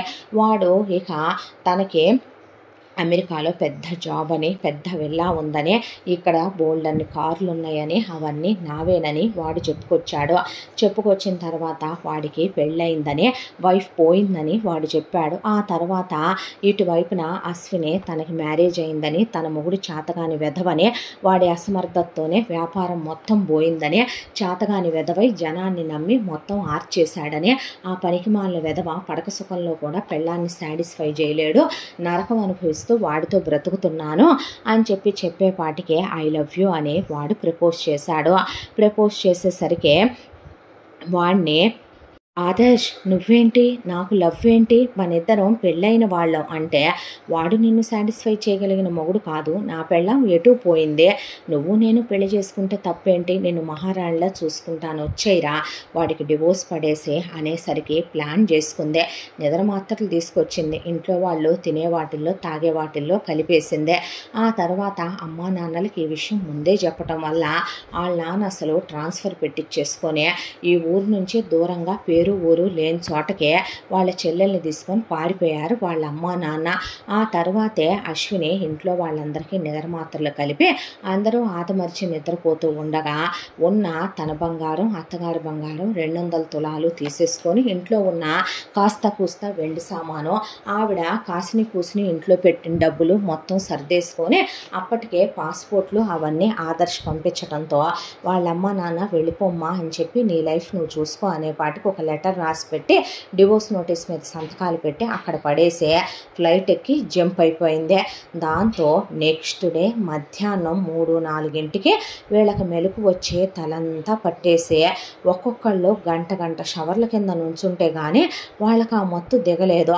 ఆ తర్వాత వచ్చి కాసిన కాఫీ చుక్క తాగి అంత టిఫిన్ తిని కూర్చొని ఎక్కడికి వెళ్ళిందిరా ఈ పిల్ల అని అడిగేపాటికి ఏమోనమ్మా అంటూ ఉండగా హాల్లో సెంటర్ టేబుల్ మీద టపటప టపటపా టపటపా కాగితాలు డాక్యుమెంట్లు ఎగురుతున్నాయి. ఏంటా అని వెళ్ళి ఆ లెటర్స్ చేతిలోకి తీసుకుంటే, ఒడే చేతగాని వెధవ, పనికి మాలిన సన్నాసే, నేను అసలు నీతో ఎందుకు కాపురం చేయాలరా? మీ ఇంటికి మేము వచ్చిన రోజునే నా కన్ను నీ మీద పడిందే. చూడటానికి అందంగా ఉంటావు, చవట వెధవ్వే, గట్టిగా మాట్లాడలేవు, నీ బాబులాగా ఉంటావు. దాంతోనే నిన్ను ముగ్గులో దించాను. కేవలం నువ్వు రిచ్ కిడ్డువని, మీకు డబ్బులున్నాయని నిన్ను చేసుకుంటే నేను లగ్జరీలు అనుభవించవచ్చని, నాకు ప్రాఫిట్స్ ఎంత వస్తాయి అనేది ప్రోసు కాన్సు అంచనా వేసి నీతో క్లోజ్గా ఉండే ఫస్ట్ స్నేహం పరిచయం అని నువ్వే ప్రపోజ్ చేసేలా చేసుకుని నీ మొహాన ముష్టి ముద్దులు పడేస్తూ నిన్ను గ్రూప్లో పెట్టుకొని నా వాళ్ళని బాగు చేసుకున్నాను, పెళ్లి చేసుకున్నాను. ఆ తర్వాత బాగుందలే లైఫ్ అనుకుంటూ ఉండగా నీ బాబు ఉంటే ఎంత పోతే ఎంత, వాడి కోసమని నువ్వు వెళ్ళి ఆఫీస్ బాధ్యతలు నాకు అప్పచెప్పడం ఏంటి? నీ ఆఫీస్ నేనెందుకు చూసుకోవాలి? నువ్వు చేతగాని వెధవ్వై ఉండి ఆఫీసులో మొత్తం నష్టాలు వస్తే నీ అమ్మ పనికి మాలింది, నా వల్ల నష్టం వచ్చింది, నేను చూసుకోలేదని. ఆ తర్వాత నీ అమ్మ దాని తాతగాడి సొమ్మన నాకు పెళ్లిలో పెట్టిన నగలు, దాని నగలు పెట్టి నిన్ను బిజినెస్లు పెట్టమంటాం. నువ్వేమో కాదని ముష్టి 2 లక్షల రూపాయలు ఉద్యోగం చేయటం, నీ అమ్మ నెలకి 50,000 వాడటం, నా జీతం ఇవ్వలేదని నీ అమ్మ నన్ను భర్త గురించి ఆలోచించాలి కదా అని పతివ్రత డైలాగులు చెప్పటం. అసలు నువ్వు నచ్చలేదు. నువ్వు బెడ్రూమ్లో మగాళ్ళ కాపురం చేస్తున్నావులేమనమని నాకు ఒక మొగుడు ఒక మగాడు 24 గంటలు నాతోనే ఉండి కాపురం చేయాలి. అంతకుముందు నువ్వు అలా ఉండేవాడివి, ఇప్పుడు ఉండలేదు. నువ్వు నాకు నచ్చలేదు. దాంతోనే నాకు వేరే ఒక అతనితో పరిచయం అయింది. అతనికి నాకు మాట మనసు కలిశాయి. అతను నన్ను కావాలనుకున్నాడు, నన్ను వచ్చేయమన్నాడు, నిన్ను వదిలేసి రమ్మనమన్నాడు. నీ గురించి నేను ఓపెన్గానే అతనికి మొత్తం చెప్పాను. దాంతోనే అతనికి ఆల్రెడీ వైఫ్ పోయింది. నేను నీకు విడాకులు ఇచ్చేసి వెళదామని విడాకుల నోటీస్ మీద కూడా సంతకం పెట్టాను. ఈ ఇంట్లో ఉన్న నగలు నేను తీసుకెళ్తున్నానని మీరు అనుకుంటారేమో. ఎన్నాళ్ళు వేస్ట్గా నిన్ను నేను సుఖపెట్టాను కదా, పగలు రాత్రి తేడా లేకుండా నాతో కులికావు కదా, వాటన్నిటికీ లెక్క చూసి ఒక ఖరీదైన బ్రోతల దగ్గరికి వెళ్తే ఎంత ఖర్చు అవుతురా? అలాంటిది నువ్వు నన్ను 1.5 ఇయర్గా కాపురం చేయట్లా, నా ఒంటి మీద చేయట్లా, దాంతోనే నగలు ఎత్తుకెళ్తున్నా. Over acting చేయాలనుకోకు. మా అమ్మ నాన్న కూడా మీకు కనపడేంత దగ్గరలో ఏమీ లేరు. You cheap fellow, you cheap family అని రాసి కింద బూతులు కూడా రాసి అక్కడ పడేసి ఉన్నాయి ఆ ఉత్తరాలు. ఆ అబ్బాయి కూర్చుండిపోయాడు. అది చూసి ఆ ఉత్తరాలు తీసుకున్న వాళ్ళ అమ్మ నాన్న షాకులోకి వెళ్ళిపోయాయి. అసలు ఈ అమ్మాయికి బుద్ధి ఉందా, తలకాయ ఉందా లేదా, ఇలా చేయటం ఏంటంటే, నేను అప్పుడే చెప్పాను వద్దండి, అలాంటి వాళ్ళు కరెక్ట్ కాదంటే వాడు కావాలన్నాడని మీరు కూడా ఏం మాట్లాడలేదనే పాటికే, ఎందుకమ్మా నాన్నగారిని అంటావో, తప్పు చేసింది నేను, అదే చెప్పిందిగా అదొక బ్రోతల్నని, బజారు దాన్నని, వేసెనని. అలాంటి దాన్ని ప్రేమించింది నేను, తప్పు చేసింది నేను, దాన్ని పెళ్లి చేసుకుంది నేను, దాంతో కలల సౌధాలు నిర్మించుకుంది నేను, దాన్ని నమ్మింది నేను. జీవితాంతం నా చెయ్యి వదలకుండా మా అమ్మ మా నాన్నగారితో ఉన్నట్టు కష్ట సుఖాలన్నిట్లో నాతో ఉండు అనే వెధవాగుడంతా దాంతో వాగింది నేనని చంపలు చంపలు చంపలు చంపలు కొట్టుకుంటే, అయ్యా నీకు దండం పెడతామంటే, పర్లేదమ్మా పర్లేదు డాడీ, నగలెత్తుకెళ్ళిందని ఫీల్ అవ్వకమ్మా, అదే అందగా వేసగా కాపురం చేశానని నీ కొడుకు సంవత్సరన్నరగా ఒక వేసకి తాళి కట్టి మరీ లైఫ్ ఇచ్చే వ్యభిచారం చేశాడులే, వదిలేయండి అనే పాటికి కొడుకు ఏ రోజు అలాంటి మాటలు మాట్లాడి ఎరగడం. నన్ను బాగా వాడి బాబు అనేసరికి అనట్లేదులేమ్మా, మీరు బూతులు నేర్పలేదుగా అని ఆపేశాడు. ఆ తర్వాత ఆ విడాకుల కాగితాల మీద సంతకాలు పడేసి తీసుకెళ్ళి కోర్టులో పడేస్తే వెంటనే డివోర్స్ వచ్చినాయి. నేను ఇప్పుడు స్వేచ్ఛాజీవినమ్మా. ఒక వేసే నన్ను వదిలేసి వెళ్ళిందే, స్వేచ్ఛ రాలేదంటే అలా అనకయ్యా అని తాగుడికి అలవాటయ్యాడు. సిగరెట్లు తాగటం మొదలుపెట్టాడు. వాళ్ళు చచ్చిపోతామని కౌగిలించుకున్న తర్వాత తాగుడు అమ్మా నాన్నల కోసం మాన్న రోజుకో 2-3 సిగరెట్లు వాళ్ళు చూడకుండా తాగుతాడు. లేకపోతే బ్రెయిన్ పనిచేయదు. ఆఫీస్కి వెళ్ళి వస్తున్నాడు, అంతా దాంట్లో కొడుక్కి గడ్డాలు పెరిగిపోయినాయి అనే, తిండి సరిగ్గా తింటలేదని ఆవిడ నోట్లో పెట్టుకోవటం, ఆయన కొడుకును కూర్చోబెట్టి ఆయనే ఫోమ్ రాసి గడ్డం చేసుకోవటం, కొడుకుని ముద్దు పెట్టుకోవటం, ఆ వయసు కొడుకుని వాళ్ళిద్దరి మధ్యలో పడుకోబెట్టుకొని ఏమన్నా చేసుకుంటాడేమోనని, ఆ కొడుకు పోతే వాళ్ళకు ఇంకో కొడుకు రాడే, దాంతో వాళ్ళు పిల్లాడినే దగ్గర పడుకోబెట్టుకొని వాళ్ళు కొడుకుని నార్మల్ చేసుకున్నారు. ఇక 1 సంవత్సర కాలానికి అర్జున్ మూవ్ ఆన్ అయిపోయే జరిగిన విషయాన్ని మర్చిపోతే, ఆఫీస్లో అర్జున్ చాలా అందంగా ఉంటాడు. డివోర్స్ అయిందని తెలిసి చూసి చాలామంది అమ్మాయిలు ప్రపోజ్ చేస్తే నో అంటే, అందులో ఒకళ్ళిద్దరు మాత్రం అర్జున్ నీకు ఆన్సైట్ వచ్చేలాగా ఉంది కదా, నీకు డివోర్స్ అయినాయి అని మాకు తెలుసు, పెళ్లి చేసుకుందాం, ఆ తర్వాత మీ అమ్మ నాన్న ఇక్కడే ఉంటారులే, నెలకు 10,000 15,000 పడేద్దాం, మనం అక్కడికి వెళ్ళి సెటిల్ అవుదాం అని చెప్పేపాటికే మీరు బజార్తనంలో జస్ట్ డిగ్రీయే చేశారే, నేను పిహెచ్డి చేసిన దాంతోనే కాపురం చేశా, అదే వెళ్ళిపోయిందే, ఇప్పుడు నేను మళ్ళీ మిమ్మల్ని చేసుకునే, నేను మళ్ళీ నా అమ్మ నాన్నల్ని వదిలేసుకునే, ఇప్పుడు మళ్ళీ సెకండ్ టార్చర్ నా లైఫ్లోకి రావాలని నేను అనుకోవట్లేదు, చెప్పుతో కొడతా ఇంకోసారి నా లైఫ్లోకి వద్దామనుకుంటే అనే పాటికే ఇక భయపడ్డారు వాళ్ళు. అలా అర్జున్ ఆడవాళ్ళంటే అసహ్యం పెంచుకోలేదు, కానీ తన లైఫ్లోకి ఇంకొక అమ్మాయినే వెల్కమ్ చేయాలంటే ఎందుకో అంత తొందరగా యాక్సెప్ట్ చేయలేకపోతుంది మైండ్. ఇంత దాంట్లో వాళ్ళ అమ్మ నాన్న మాత్రం కొడుకుని మార్చుకొని కాస్త వాళ్ళ ప్రాణం కుదుట పడింది, తనకేమైనా అయితే వాళ్ళ ప్రాణాలతో బ్రతకమన్నారు అనే దాంతో అర్జున్ కూడా మెల్లమెల్లగా నార్మల్ అవటం, వాళ్ళ నాన్నతో కలిసి ఆయన వాక్కి వెళ్తే తను జాగ్కి వెళ్ళటం, ఆ తర్వాత వాళ్ళ అమ్మతో కూర్చొని సరదాగా మాట్లాడటం, వాళ్ళ నాన్నతో టీవీ చూడటం, క్రికెట్ మ్యాచ్ చూడటం, సినిమాలు చూడటం, ఇలా మెల్లమెల్లగా నార్మల్ అవుతున్నాడు. ఇప్పుడిప్పుడే ఆ వచ్చే జీతంలోనే వాళ్ళు ప్రశాంతంగా తింటున్నారు ఉంటున్నారు. ఇలా ఉండగా ఒక రోజున బయట ఒకటే గాలి వర్షం తుఫాన్ అని కూడా చెప్పారు.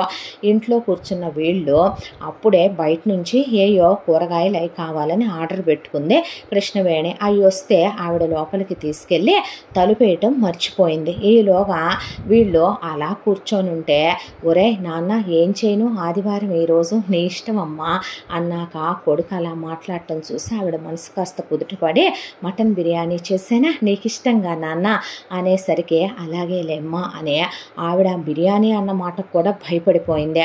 ఆంటీ బిర్యానీ చేస్తున్నారా అని వచ్చే తిని వాళ్ళ ఇంట్లో వాళ్ళందరికీ తీసుకెళ్లేది అశ్విని. ఆ విషయం గుర్తు చేసినట్టు అవుద్దేమో అనేసరికి అర్జున్కి గుర్తొచ్చిన అమ్మ అనుకోకుండా అనేసిందే, పర్లేదు ప్రతి దాంట్లో ఒకళ్ళ జ్ఞాపకాలు గుర్తొస్తాయి అనుకుంటే లైఫ్ మూవ్ ఆన్ అవ్వలేమని వదిలేశాడు అర్జున్. ఆ తర్వాత టీవీ చూస్తూ కూర్చుంటే, వంట అయిపోయింది నాన్న రండి తిందురుగానంటే, అమ్మ మూవీ చూస్తున్నామంటే నువ్వు కూడా రాబోయ్, అప్పుడే ఏం తింటాం, రెండింటికి తిందాంలే అనేసరికి మీరంటే మగాళ్ళు సినిమాలు షికార్లు, నేను అమ్మని భార్యను కదా అని ఆవిడ స్నాక్స్ పెట్టుకొచ్చే టేబుల్ మీద పెడితే తింటూ టీవీ చూస్తూ ఉండగా ధడేలమని బయట పెద్ద శబ్దం వచ్చింది. కొంపతీసి పిడిగేమైనా పడిందా ఏంటే అని, అమ్మ నువ్వు డోర్ వేయలేదా, అరరే ఇందాక కూరగాయలు తీసుకొని మర్చిపోయానమ్మా అనే వాటికి లేచి ఆయన పిల్లాడు బయటికి వెళ్ళి నేనేసి వస్తాను ఉండండి డాడీ డోర్ అని పిల్లాడు బయటికి వెళ్ళేసరికి ఎవరో ఒక అమ్మాయి నీళ్లలో తేలుతుంది. చూసి భయం వేసే మమ్మీ డాడీ అని పిలిచేసరికి పరిగెత్తుకుంటూ వాళ్ళిద్దరు కూడా బయటకు వచ్చి చూసేసరికి ఎవరో ఒక అమ్మాయి అటు ఇటుగా అర్జున్ కన్నా ఒక 4 ఏళ్ళు చిన్నదో 3 ఏళ్ళు చిన్నదో ఉంటుందేమో వయసులో. చూస్తే ఆ అమ్మాయి స్పృహ తప్పి పడిపోయిందే, చేత్తో పట్టుకుంటే ఒళ్ళు అట్ల పెనంలా కాలిపోతోంది. దాంతో అయ్యయ్యో పాపం బిడ్డ ఎవరి పిల్లో ఏంటోనని లేపి వీళ్ళు లోపలికి తీసుకొచ్చారు. చూస్తే ఒళ్ళు కాలిపోతోంది. గబగబా కృష్ణవేణి ఒళ్ళో వేసుకొని తల తుడిచి ఒళ్ళంతా తుడిచేసి దుప్పట్లు కప్పితే ఆ అమ్మాయి వణికిపోతుంది. ఆవిడ హాస్పిటల్ తీసుకెళ్లాలేమో అనేసరికి కారులో పడుకోబెట్టుకొని అప్పటికప్పుడు తీసుకెళ్తే మందులు రాసిచ్చాడు డాక్టర్ గారు. తీసుకొచ్చి ఆ మందులు వేసి ఆ అమ్మాయి తల మీద తడిగుడ్డలేసి ఆవిడ పాపం కాళ్ళకి చేతులకి కొబ్బరి నూనె రాసి 4 దుప్పట్లు కప్పింది. వేడి వేడి సూప్ కాసి ఆ అమ్మాయి నోట్లో పోసింది. కాసేపటికి ఆ అమ్మాయి కళ్ళు తెరిచి చూసేసరికి ఉలిక్కి పడింది. వీళ్ళని చూసే నిద్రలో నాన్న నాన్న నాన్న అనే కలవరిస్తున్నావు తల్లి, ఏమైందమ్మా అని అడిగింది కృష్ణవేణి. అడిగేసరికి మీరు అనేసరికి భయపడకమ్మా, మేము దుర్మార్గులమేమీ కాదు, మా ఇంటి ముందు నుంచి వెళుతూ నువ్వు కళ్ళు తిరిగి పడిపోయావు, మా అబ్బాయి గేటేసి వద్దామని వచ్చినోడు నిన్ను చూశాడు, వీడు నా కొడుకమ్మ అర్జున్ సాఫ్ట్వేర్ ఉద్యోగం చేస్తున్నాడు, MBA చదువుకున్నాడు, వీరు మా వారు రామకృష్ణ గారు, నేను ఆయన భార్య కృష్ణవేణి నా పేరు అని చెప్పిన తర్వాత అవునా నమస్తే అండి పేరేమిటమ్మా అన్నాడు రామకృష్ణ గారు. నా పేరు లలిత అండి అనేసరికి ఆంటీ అంకుల్ అనమ్మా. అండి ఏముంది అన్న తర్వాత ఆవిడ లేపి భోజనం పెట్టిందే. పచ్చం భోజనమే, రసం అన్నమేనమ్మా అంటే పర్లేదా అంటే అని తిన్న తర్వాత ఎవరు తల్లి నువ్వు, నాన్న నాన్న అని కలవరిస్తున్నావు, ఏమైందమ్మా అని అడిగితే మాది ఈ ఊరు కాదా అంటే మాది ఈ ఊరు, మా ఊరు పల్లెటూరు, మా నాన్నగారు ఉన్నారు, మా నాన్నగారి పేరు సుదర్శన్ రావు గారు, నాకు ఒక బావ ప్రదీప్, నాకు అమ్మ లేదు, మా బావకి అమ్మ నాన్న లేరు అంటే మా సొంత మేనత్త ఆవిడ భర్త చనిపోయారు. ఆ తర్వాత నాన్నగారు మరో పెళ్లి చేసుకోకుండా మమ్మల్ని కష్టపడి పెంచి పెద్ద చేసుకొచ్చారు. ఇక కాస్త పంటలు పండక ఇబ్బందుల్లో ఉండి మాకు 10 ఎకరాల పొలం ఉంటే అది అమ్ముకుంటూ వచ్చి బావ ఎంటెక్ వరకు చదువుకున్నాడు. బావ ఎంటెక్ కోసమని ఉన్న 2 ఎకరాలు కూడా అమ్మేసి ఇచ్చేశాడు నాన్న. బావ సిటీకి వచ్చి ఈ ఊళ్ళోనే చదువు పూర్తయిపోయిన తర్వాత ఉద్యోగం వచ్చిందని చెప్పి ఫోన్ చేశాడు. ఆ తర్వాత నేను మా ఊళ్ళోనే ఉన్న కాలేజు పక్క టౌన్లో ఉంటే అక్కడే నేను డిగ్రీ చేసి ఆ తర్వాత పీజీ చేశాను అని చెప్పి మా బావ 3 నెలల నుంచి ఫోన్ ఎత్తట్లేదు. మా నాన్న కంగారు పడిపోతున్నాడు. మా నాన్నకి పేరుకి చెల్లెలు కొడుకే కానీ భుజాల మీద ఎత్తుకుని పెంచి గుండెల మీద పెట్టుకుని పెంచాడు మా బావనే. వాళ్ళ అమ్మ నాన్న మా అమ్మ పోయినప్పుడు నాకు 8, మా బావకు 10. మా బావతోనే నా పెళ్లి చేయాలనేది మా నాన్న కోరిక. దాంతోనే మా బావ ఫోన్ ఎత్తకుండా పోయేసరికి ఏమన్నా అయిందేమో మా బావకనే కంగారు పడిపోయాడు. దాంతోనే ఇక్కడికి మా బావని వెతుక్కుంటూ వచ్చాను. 4-5 రోజులైంది వచ్చే. తెచ్చుకున్న డబ్బులన్నీ అయిపోయినాయి. మా బావ చెప్పిన అడ్రస్కి వెళ్ళి వెతికితే అక్కడ ఎలాంటి వాళ్ళు ఎవరూ లేరు అన్నారు. ఉద్యోగం చేస్తున్నానన్న కంపెనీ చెప్తే అక్కడికి వెళ్తే అక్కడ తను జాబ్ చెయ్యట్లేదు అన్నారు.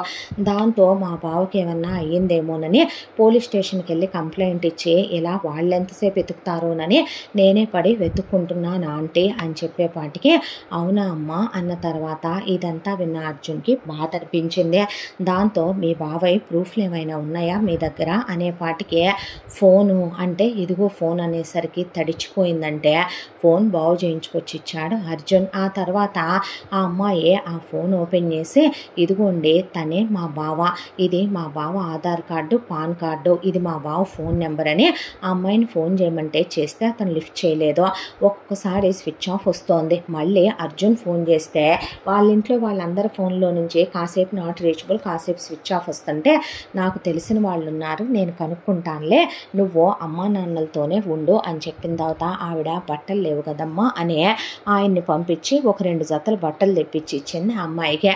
ఆ తర్వాత అర్జున్ తనకి తెలిసిన ఫ్రెండ్స్ ఉంటే వాళ్ళతో ఇది ఎక్కడ చూపిస్తుందో లొకేషన్ చెప్పమంటే 5 నిమిషాల్లో చెప్పి ఒరే అర్జున్ ఇది కాసేపు వాడి ఫోన్ ఆన్ చేసినప్పుడు లొకేషన్ పడుతుంది, వాళ్ళ ఫోన్ స్విచ్ ఆఫ్ చేసినప్పుడు ఆఫ్ అయిపోతుంది, కానీ పర్ఫెక్ట్ లొకేషన్ అయితే మాత్రం ఇక్కడి నుంచే పడుతుందని ఒక అడ్రస్ ఇచ్చారు. సరే రమ్మనమని లలితని వెంట పెట్టుకొని అర్జున్ ఆ లొకేషన్ ఉన్న ప్లేస్కి వెళ్తే చాలా పెద్ద బంగ్లా అదే.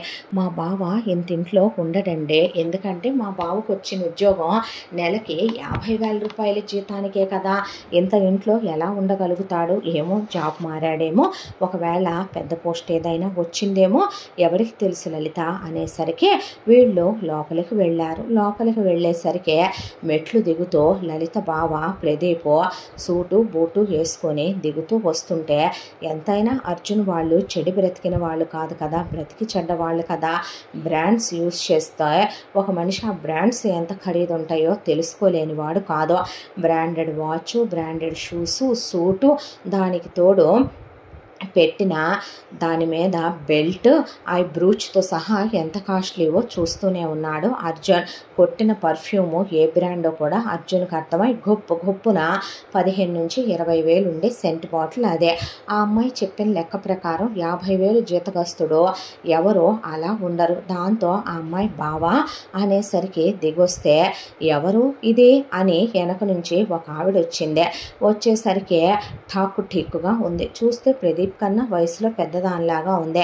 తనే కవిత, నేను చెప్పాను కదా నా మరదలని అనేసరికి ఎవరు బావా అమ్మా అంటే, మీ బావకి పెళ్ళాన్ని, ఇప్పుడు తను నీ బావ కాదు నా మొగుడు, ఇదిగో తాళి అనే అర్జున్ వైపు పెదవి కొరుకుతూ కింద నుంచి పైకి చూస్తుంటే నా దరిద్రం ఏంటో కానీ భూమి మీద ఉన్న బజార్ రకాలన్నీ నా వైపే చూసి నా లైఫ్లోకే వస్తాయేమో, రావాలనుకుంటాయేమో, ఎదవ దరిద్రం అనే అర్జున్ కింద నుంచి పైకి చూశాడు. ఆ తర్వాత లలిత చేపట్టుకొని వాళ్ళ బావ పక్కకి లాక్కెళ్ళి, ఏంటే నీ వెదవగోల, ఎందుకు వచ్చావు అసలు, ఎక్కడి దాకా నువ్వు అనేపాటికే, ఎందుకు వచ్చావంటావేంటి బావా, నాన్న నీకోసం అని చెప్పే అన్నపానీయాలు మాని పిచ్చోళ్ళలాగా ఏడుస్తున్నాడు, మంచంలో పడ్డాడు, ఆరోగ్యం పాడైపోయింది, నువ్వు ఉద్యోగం వచ్చిందన్నా ఫోన్ ఎత్తవు, ఫోన్ ఎత్తితే సమాధానం ఉండదు, ఎక్కడున్నావో తెలియదు, ఉన్నావో పోయావో తెలియదు అనేపాటికే, అవునే బానే ఉన్నాను, బ్రతికే ఉన్నాను, ఏంటే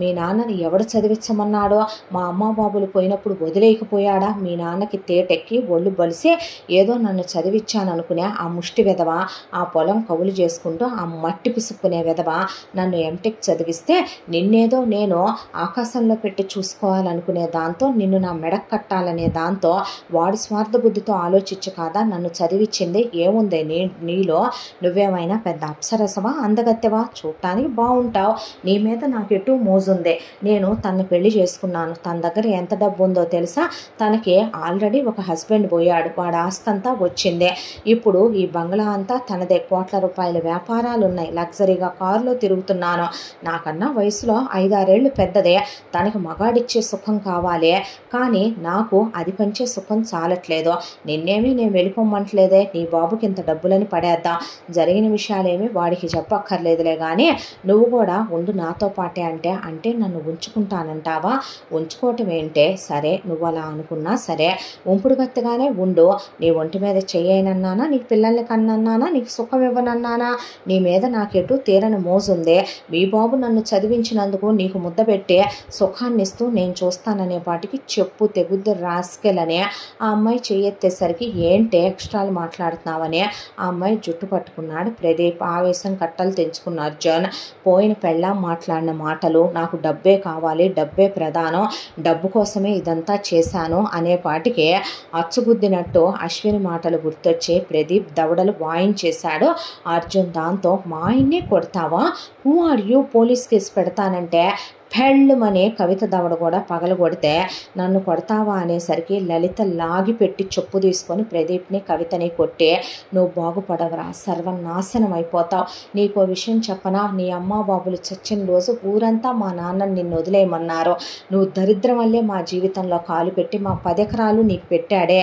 మా నాన్న పిచ్చోన్నానాలే, థూ నీ బతుకుచ్చాడా అని ఆ అమ్మాయి అక్కడి నుంచి పదండి వెళదామన్నాక ఇంటికి తీసుకొచ్చే అర్జున్ బాధపడొద్దని జరిగిందంతా వాళ్ళ అమ్మా నాన్నలకి చెప్తే, వాళ్ళు ఆ అమ్మాయిని ఓదారుస్తూ కూర్చుంటే, ఆ అమ్మాయి మనుషులు ఎందుకు ఇలా ఉంటారా అంటే అంకుల్ అని వెక్కిళ్ళు పెట్టి ఏడుస్తుంటే, నువ్వు మీ బావ గురించి అలా అనుకుంటే నేనేమనుకోను అన్నాడు అర్జున్.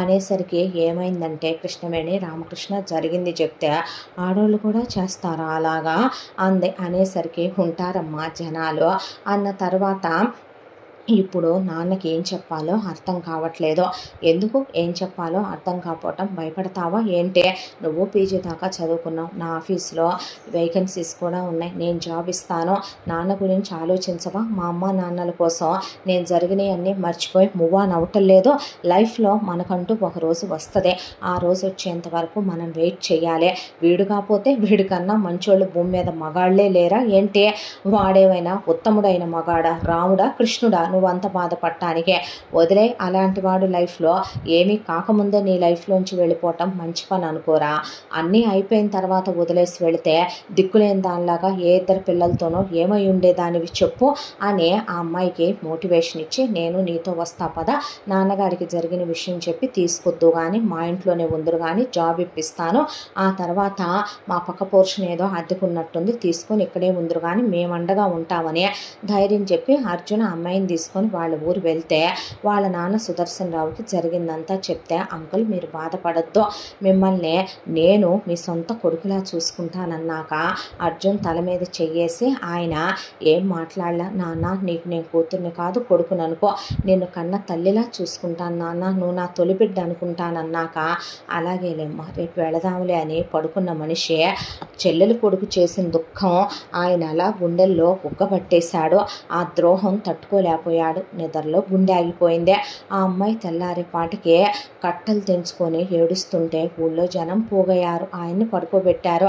అర్జున్ వాళ్ళ అమ్మ నాన్న ఫోన్ చేసి ఇలా ఆయన పోయాడని చెప్పేపాటికే పరిగెత్తుకుంటూ వచ్చారు. ఇప్పుడు ఆయనకి తలకొడివి పెట్టి అంత్యక్రియలు ఎవరు చెయ్యాలి అనుకుంటుంటే అర్జున్ వాళ్ళ నాన్న నువ్వు పెట్టేయ్యా అన్నాక మీకొక్కడే కొడుకండి, మళ్ళీ ఆ అబ్బాయి మీకు కర్మ చెయ్యొద్దు, దాందేముంది కొడుకు లాంటి వాడు, పెడితే తప్పు లేదులేండి, అయినా సాటి మనిషికి మనం చేసే అన్ని ఉత్తమమైనటువంటి పనుల్లోకి ఇది చాలా ఉత్తమమైన పని అని చెప్పి వద్దని ఆ అమ్మాయి పర్లేదు అన్న అరవకు నువ్వు అని చెప్పి అర్జున్ తలకొరి పెట్టి కర్మకాండలు దస్తన కర్మలు వాళ్ళే చేశారు. అయిపోయిన తర్వాత అర్జున్ తోడుగా ఉండమనమని కృష్ణవేణి రామకృష్ణన్ ఇక్కడుంచి తను జాబ్కి వెళ్ళాడు సిటీకే. వెళ్ళేసరికి ఆ ఊళ్ళోనే ఉండే ఒక అంకుల్ వచ్చే, మీ నాన్న ఎలాంటి పరిస్థితులు వస్తాయో తెలియదు కదమ్మా, ఆయనకి ఎప్పటి నుంచో ఒంట్లో బాగోట్లేదుగా, మీ అమ్మ పోయిన దగ్గర నుంచే ఎల్ఐసి కట్టుకుంటూ వచ్చాడు, ఇప్పుడు ఆ ఎల్ఐసి డబ్బులు ₹1,00,00,000 దాకా వస్తాయి అని ఆ డబ్బులు క్లెయిమ్ చేసుకోమన్నాక ఉండే ఇల్లు బేరం పెడితే ఒక ₹50 లక్షలకి ల్యాండ్ మంచి రేటు ఉంది, ఇంటిదే ఉందలే పెంకుటిల్లని డెవలప్మెంట్ కోసం ఒకళ్ళు కొనుక్కుంటాం అన్నారు. ఆ ఊళ్ళోనే ఉండే బ్యాంక్ మేనేజర్ గారు, మీ నాన్నగారు మీ అమ్మగారు నగలన్నీ బ్యాంకులో పెట్టారమ్మా, వారు ఆ నగలు నీకే ఇమ్మనమన్నారని ఆయన వస్తే ఆ అమ్మాయి వెళ్ళి ఆ బ్యాంకులో నగలు కలెక్ట్ చేసుకొచ్చి ఇల్లు బేరం పెట్టి రామకృష్ణ గారు ఆయనే దగ్గరుండి అన్నీ చూసుకొని ఇల్లమ్మిన డబ్బులు ఒక 50 లక్షలు ఎల్ఐసి డబ్బులు క్లెయిమ్ చేస్తే ₹1,00,00,000 ఆ అమ్మాయి పేరు మీద వేసి ఇదంతా జరగటానికి 3 నెలలు పడితే వాళ్ళే అమ్మాయికి తోడుగా ఉన్నారు ఆ పల్లెటూరులో. ఆ తర్వాత ఇక వాళ్ళ నాన్న ఫోటో అది తీసుకొని తనకు అవసరమైన కొన్ని సర్దుకొని వీళ్ళతో పాటు వీళ్ళింటికి వచ్చేసింది. ఆ తర్వాత అర్జున్ అమ్మాయికి తన ఆఫీసులోనే ఉద్యోగం ఇప్పించి తనతో పాటు తీసుకొస్తూ ఉండేవాడు. ఇలా ఒక 6 నెలల కాలం గడిచిపోయా. మెల్లమెల్లగా వీళ్ళ ప్రేమాభిమానాలు, అర్జున్ బయటకు తీసుకెళ్ళటం, సరదాగా ఉండటం, కృష్ణవేణి గుడికి తీసుకెళ్ళటం, రామకృష్ణ గారు అమ్మాయితో కబుర్లు చెప్పటం, టీవీ చూడమంటాం, ఇలా ఉండేసరికి నాన్నని ఒక మంచి జ్ఞాపకంగా గుర్తుపెట్టుకొని మెల్లమెల్లగా ఆ డిప్రెషన్లో నుంచే ఒకవైపున ప్రదీప్ చేసిన ద్రోహంలో నుంచి మెల్లగా బయటకు వచ్చే సరదాగా ఉండటం మొదలుపెట్టింది లలిత.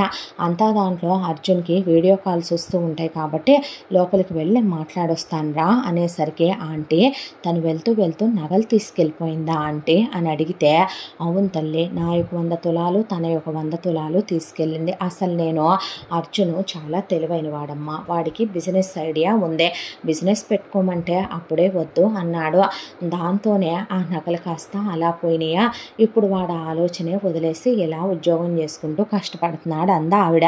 ఆ తర్వాత ఇంట్లో వాళ్ళందరూ నిద్రపోయాక అర్జున్ సిగరెట్ తాగుతుంటే గుడ్ బాయ్స్ బ్యాడ్ బాయ్స్గా మారకూడదు అనేసరికి మరి అమ్మా నాన్నలు మానేమన్నారని మందు మానేశానురా, ఈ 2-3 అన్నా తాగకపోతే రోజుకి బ్రెయిన్ పనిచేయదు, అలా అంటే నాకు డిప్రెషన్ ఉంది, నేను తాగనా, తాగుదుగానని ఆ అబ్బాయి అనేపాటికి వద్దులే, నేను ఇప్పుడు ఆ బ్యాడ్ హ్యాబిట్స్ అన్నీ నేర్చుకోలేను, నేను మర్చిపోయాను, నువ్వు మర్చిపోవచ్చు కదా బోయ్ అనేసరికి నవ్వి ఏంటి నిద్రపోకుండా ఇలా వచ్చావు అనేసరికి బిజినెస్ పెట్టాలని ఇలా అనుకున్నావంటగా అనేసరికి అవన్నీ ఒకప్పుడు మాటలు, ఇప్పుడు అదేం లేదు, ప్రశాంతంగా ఉందగా ఇలా లైఫ్, నేను డబ్బులు ఇస్తాను బిజినెస్ పెట్టొచ్చుగా అర్జున్ అనేసరికి నువ్వు ఇస్తావా, ఎక్కడివి నీ దగ్గర, అదే నాన్నయ్య వచ్చినాయిగా, పిచ్చి పనులు చేయకో, ఆడపిల్లకి లైఫ్ సెక్యూరిటీ ఉండాలి, నీ డబ్బులు నీ ఆర్థిక స్వతంత్రత నీకుండాలి, అంటే నేనేమవుతాననే వర్షంలో పడిపోయిన నాన్ను తీసుకొచ్చి మీరెంత హెల్ప్ చేశారో అలాంటిదే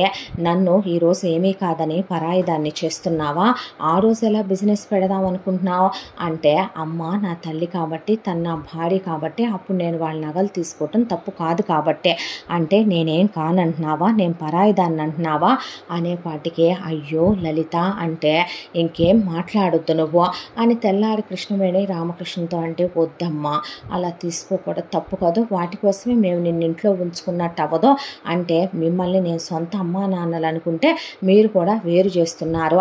సరేలేవయ్యా, అయితే వ్యాపారం పెట్టు, లాభాలు వచ్చాక నాకు షరతుగాలే అనేసి అర్జున్ చేతిలో ఆ అమ్మాయి మొత్తం 1,5 కోటి డబ్బులు అలా చెక్కులు రాసి ఇచ్చేసి, ఇవి సరిపోకపోతే అమ్మ నగలు కూడా ఉన్నాయి అమ్మేసే అన్న తర్వాత అర్జున్ 1 కోటి రూపాయలు తీసుకుని బిజినెస్ స్టార్ట్ చేశాడు.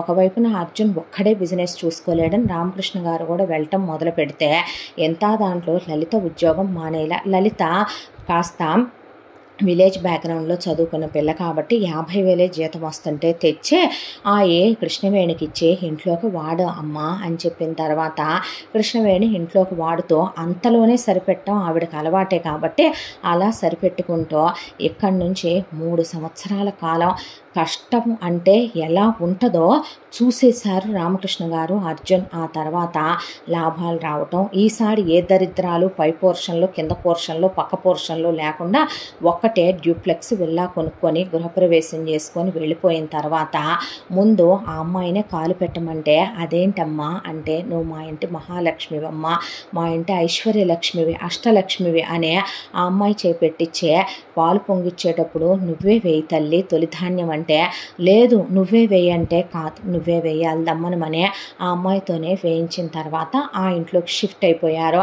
గంగ అక్కడ కూడా వాళ్ళ ఇంటికి పనికి వస్తుంటే ఇక వీళ్ళిద్దరి మధ్య మంచి స్నేహం. ఆ స్నేహం ఎంత అంటే అర్జున్ సిగరెట్ తాగేటప్పుడు లాగేయటం, లాగుతావా అని అర్జున్ నోట్లో పెడితే అమ్మ చూడు ఏం చేస్తున్నాడో రే అంటాం. ఒకవైపున అర్జున్తో కలిసి సినిమాకి వెళ్ళటం, అర్జున్ని ఏడిపించటం, అర్జున్ ఒళ్ళో పడుకొని అలా నిద్రపోవటం, ఒకవైపున అలా రామకృష్ణ గారి ఒళ్ళో పడుకోవటం, కృష్ణవేణిని నాకు తినిపించంటాం, నాకు జడై అంటాం, పూలు పెట్టంటాం.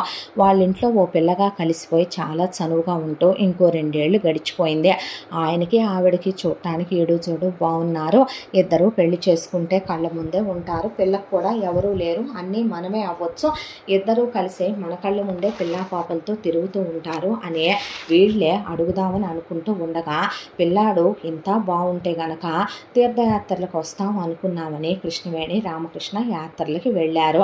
వెళ్ళేటప్పుడు గంగకి ఇంటి పని అంతా చూసుకో, అమ్మాయికి ఏం తెలియదు, దానికి వంటది చేయటం నేను అప్పచెప్పలేదు, చేతులు కాల్చుకొని పోసుకుంటుంది, వంట కూడా నువ్వే చేసేళ్ళు గంగ, 2 పూట్ల వచ్చేళ్ళని చెప్పి వెళ్ళింది కృష్ణవేణి.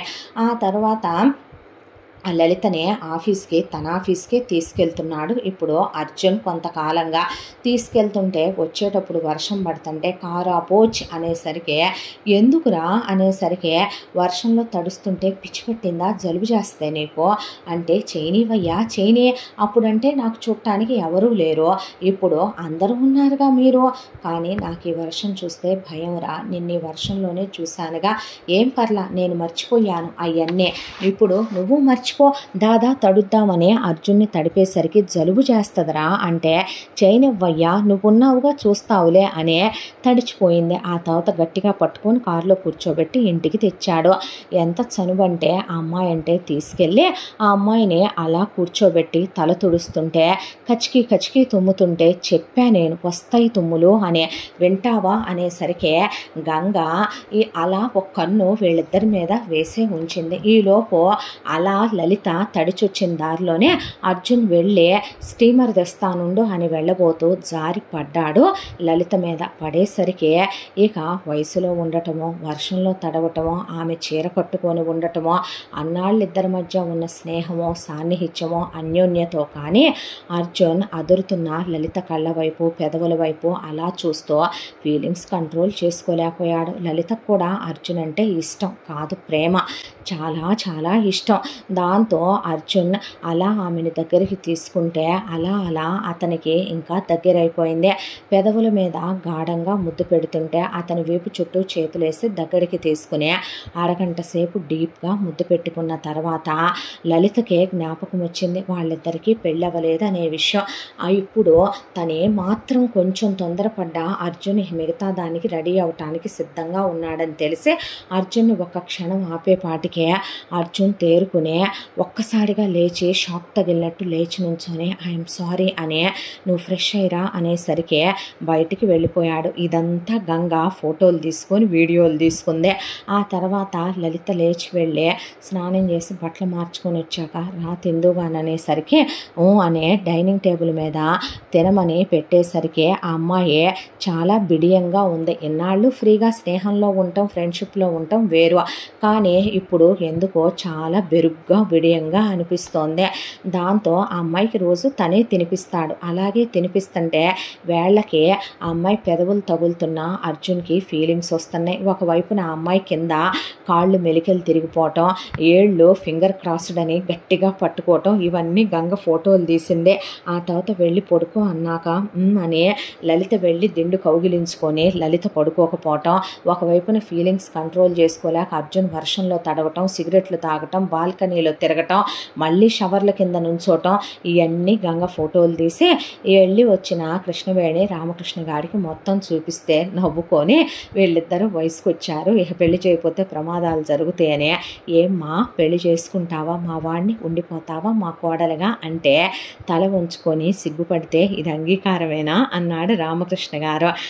ఇష్టమే చేసుకుంటా అన్నాక అర్జున్ అనే వింటున్నావుగా మొత్తం, మరి నువ్వు చేసుకుంటావా తన్నే అనేసరికి అది కాదు నాన్న, నా లైఫ్లో ఆల్రెడీ ఒకళ్ళు వెళ్ళిపోయారు, మరి ఆ విషయం తెలుసునడివి పెదాల మీద ముద్దు పెట్టకూడదేమోగా, నువ్వు ముద్దు పెట్టాక ఇంకోటికి ఇచ్చి చేయమంటావా దాన్ని, అమ్మ అనేపాటికే మీరు ఆగండి అమ్మ, ఇంకేమన్నా మాట్లాడావంటే ఊడుకోను, నేను నిన్ను అన్నానా సెకండ్ హ్యాండ్ థర్డ్ హ్యాండ్ అని, నువ్వు 10 మందిని చేసుకున్నా నాకు ఇష్టమే లేవయ్యా అనేసరికి నవ్వేసి సరే చేసుకుంటానన్నాక ఇదిగో నా చేతిలో 70% షేర్లు పెట్టానని పెద్ద మగాడు పేపర్లు నా చేతిలో పెట్టాడు, నాకెందుకు, నేనేమైనా ఇంట్లోంచి వెళ్తానా అన్నాను ఆ రోజు, ఇది నా ఇల్లు, నువ్వు నా మొగుడు, వీళ్ళు నాకు అమ్మా నాన్నలే, తీసుకొని పేపర్లని ఇచ్చేసిన తర్వాత ఇద్దరికి సింపుల్గా చేసిన చక్కగా వీళ్ళిద్దరికీ పెళ్లి జరిపించారు. అయిపోయాక ఫస్ట్ నైట్లు అయ్యే, హనీమూన్కి వెళ్ళే, చాలా రొమాంటిక్గా ఇద్దరు క్లోజ్ అయ్యే, అప్పుడే పిల్లలు వద్దంటే నాకు వద్దు నీతో హ్యాపీగా ఉండాలంది నాకన్న తర్వాత తిరిగి వచ్చి ఆ అబ్బాయితో సంతోషంగా ఉంటూ ఇద్దరు చక్కగా ఆఫీస్కి కలిసి వెళ్ళి కలిసి వస్తూ అన్యోన్యంగా ఉండగా ఒక రోజున ఎప్పుడూ ఇంటి పనికొచ్చే గంగ ఫోన్ చేసి నా పిల్లాడికి బాలేదమ్మాయి గారు, ఈరోజు రానని అమ్మగారికి చెప్పండి అమ్మా, ఒకవేళ రేపు బాబు తగ్గపోతే వేరే అమ్మాయిని పంపుతాననేసరికి అర్జున్ గంగ ఇక్కడే స్లమ్ ఏరియాలో ఉంటుంది, పిల్లాడికి బాలేదంట, వెళ్ళి మనీ ఇచ్చి కాస్త ఫ్రూట్స్ హార్లిక్స్ అవి ఇచ్చొద్దాం పదా అన్నాక నువ్వెందుకు లేరా డ్రైవర్ని పంపిద్దాంలే అనేసరికి తప్పు అర్జున్, మన ఇంట్లో ఎన్నాళ్ళ నుంచో పనిచేస్తోంది, అయినా పల్లెటూరులో పుట్టి పెరిగిన దాన్ని నేను ఆ స్లమ్ ఏరియాకి వెళ్ళటానికి నాకేం నామూషి కాదులే అనే పదమని అన్నీ తీసుకొని ఒక 10,000 డబ్బులు కూడా తీసుకుంటే భార్య వైపు చూసి నవ్వాడు. దాంతో వెళ్ళి ఇక్కడ గంగా వాళ్ళ ఇల్లు ఎక్కడా అని అడుగుతూ ఉండగా ఇక పరుగులు పెట్టుకుంటూ ముందు ఒక అమ్మాయి చంకలో ఒకళ్ళు కడుపుతో ఉంది, పక్కన మా ఉషే నిన్నేనే అని వెనకాల ఇద్దరు పిల్లలు, ఆ తర్వాత కర్ర తీసుకొని వెనకాల మొగుడు అనుకుంటా కేకలు పెట్టుకుంటూ పరిగెత్తుకుంటూ వీళ్ళ కారు దగ్గరకు వచ్చేపాటికే ఏ ఎవరు అని లలిత అంటూ ఉండగా అని అర్జున్ దిగేపాటికి చూసి షాక్ అయ్యే అశ్విని నువ్వా అందే అర్జున్నే, నువ్వా కాదు తను ఇప్పుడు నా మొగుడు అనేసరికి నన్ను మర్చిపోయి పెళ్లి చేసుకున్నావా అనేసరికి నువ్వేంది, నీ అవతారం ఏంది, ఎలా తయారయ్యావేంది, అడుగు తినేదానిలాగా అమెరికా వెళ్ళావన్నారు అంది లలిత. అనేపాటికే నువ్వేనేంట్రా దీన్ని పెళ్లి చేసుకుంది, నన్ను వదిలేసి రమ్మనమందే, పెద్ద మగాడినన్నావంట, దీన్ని ఏలుకుంటానన్నావంట, ఏంట్రా నలుగురినిగానే స్లమ్లో తీసుకొచ్చి దీన్ని స్లమ్ డాగ్ మిలీనియర్ చేద్దాం అనుకుంటున్నావా అన్నాడు అర్జున్. అనేపాటికి ఏంటి అవతారం అని లలిత అడిగితే వీడిని నమ్మాను, నిన్ను కాదనుకున్నాను, అమెరికా వెళ్ళాను, అక్కడికి వెళ్తే వీడుండేది రెంట్ హౌస్లో, వీడు తిరిగేదే పనికి మాలిన ఎదవ ఫ్రెండ్స్ కార్లో, అవన్నీ వీడి ఏమీ కాదు, అవన్నీ వీడియేనని నమ్మేశాను, అక్కడికి వెళ్ళాక నేను తీసుకెళ్ళిన బంగారం తీసేసుకున్నాడు, వీడికి చాంతాడంత ఫ్యామిలీ ఉంది, అదిగో ఆ కనపడే ముసల్ది వీడి అమ్మ, వాడు వీడి బాబు, అదిగో వీడి అన్న, వీడి వదిన, వీడి తమ్ముడు, వీడి మరదలు, వీడికి 2 అక్కలు బావులు వాళ్ళ పిల్లలు, వీడి చెల్లెలు దాని మొగుడు పిల్లలు అంటే షో అన్నాడు అర్జున్. అన్న తర్వాత వాళ్ళందరినీ వీడు బాగు చేసుకున్నాడు, నా బంగారం అంతా నొక్కేశాడు, అక్కడ నన్ను ఉద్యోగంలో ఉద్యోగంలోకి పంపాడు. ఆ తర్వాత అక్కడి నుంచి సంపాదించిన డబ్బులన్నీ వీళ్ళకే దోచిపెట్టాడు. ఆ తర్వాత అక్కడి నుంచి ఉద్యోగాల నుంచి పీకేస్తే ఇండియా రావాల్సి వచ్చింది. వచ్చేటప్పటికే ఇదిగో వీళ్ళిద్దరూ పుట్టేశారు. ఆ తర్వాత ఇక్కడికి వచ్చి ఇక్కడ ఉద్యోగంలో చేరాము. చేరిన తర్వాత ఎంత కష్టపడ్డా వీళ్ళందరినీ పోషించడానికి సరిపోవట్లేదు. దాంతో నా అందం గురించి నీకు తెలుసుగా అర్జున్, నా అందం చూసి నా మాటలు చూసి ఆఫీస్లో బాసు నువ్వు గెస్ట్ హౌస్కి వస్తే గనక నీకు నువ్వు ఎక్స్పెక్ట్ చేసే దానికన్నా ఎక్కువ ఇస్తానంటే వెళితే తప్పే ఉంది అనే వస్తాను అని చెప్పాను. ఆ మాటలు దరిద్రుడు విన్నాడు. విని ఈ ఆదర్శ్ గాడు నన్ను ఆ బాస్ గాడిని పడేసి కొట్టేసరికి వాడు బ్లాక్ మార్క్ కేసు ఉద్యోగంలోంచి పీకి పడేశాడు. అప్పటికే ఇదిగో ఈ మూడో వాడు పుట్టేసి ఆ తర్వాత వీడికి స్లమ్ములో ఉండటం అలవాటేనంట. ఫ్యామిలీ మొత్తాన్ని తెచ్చి స్లమ్ములో పెట్టాడు.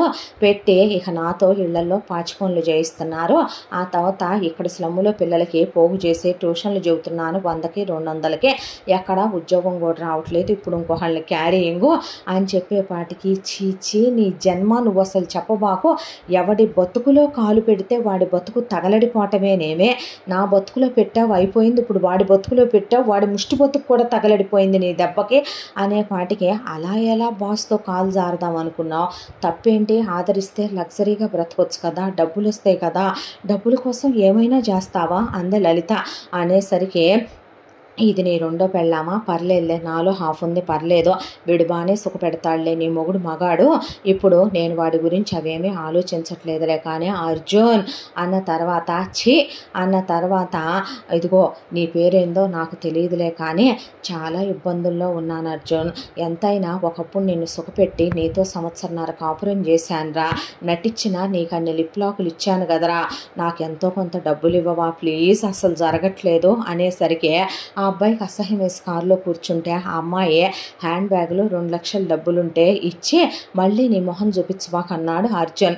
అనేసరికి ఇంకొకసారి నువ్వు మాత్రం ఈ ఏరియాకి రాకే, అవసరమైతే గంగకు మనమే రెంట్ కడదాం, ముందు ఈ ఏరియాలో నుంచి గంగని ఇల్లు మారమని చెప్పవే అని చెప్పి అక్కడి నుంచి వెళ్ళి ఇంటికి వచ్చేసారు.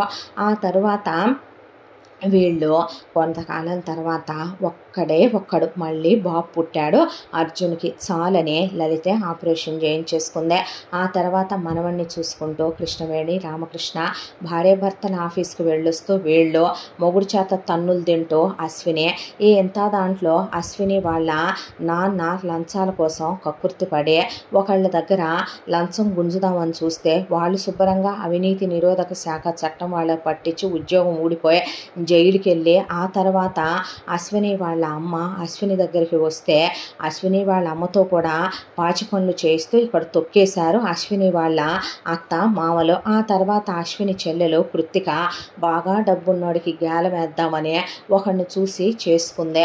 ఆడు పెద్ద సైకోగాడు, శాడిస్ట్ గాడు. అంతకుముందు కృత్తికకి చాలామంది అబ్బాయిలతో ఎఫ్ఐఆర్లు ఉన్నాయని వాళ్ళందరికీ చాలా ఇవ్వకూడని అన్నీ ఇచ్చేసిందని తెలియటంతో వాడు 2 పిల్లలు పుట్టేసరికి వదిలేయకుండా కూర్చుంటే తన్ను నుంచుంటే తనతో అబ్రాడ్ తీసుకెళ్ళి ఉద్యోగానికి పంపించే ఒకవైపున 3 పిల్లల్ని కనిచ్చే ఇంకొక వైపున వాడి ఫ్యామిలీ మొత్తం తీసుకెళ్ళి అబ్రాడ్లో పెట్టే అక్కడ వాడు కృతికని తొక్కేశాడు.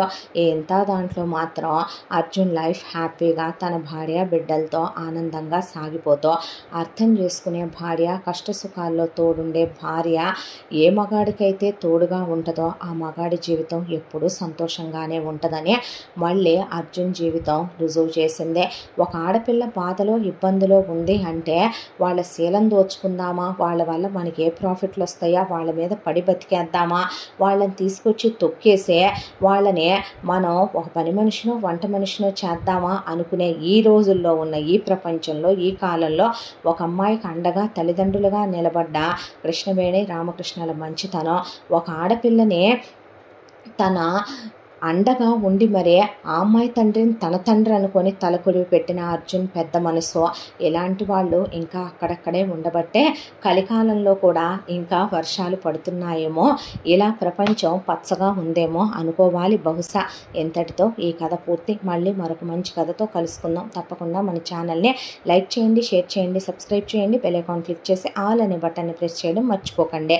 ఎంత మంచి కథను మనకు అందించిన కథా రచయిత్రి జి యామిని శ్రీనివాస్ గారు. మరో మంచి కథతో కలుసుకుందాం. Thank you so much.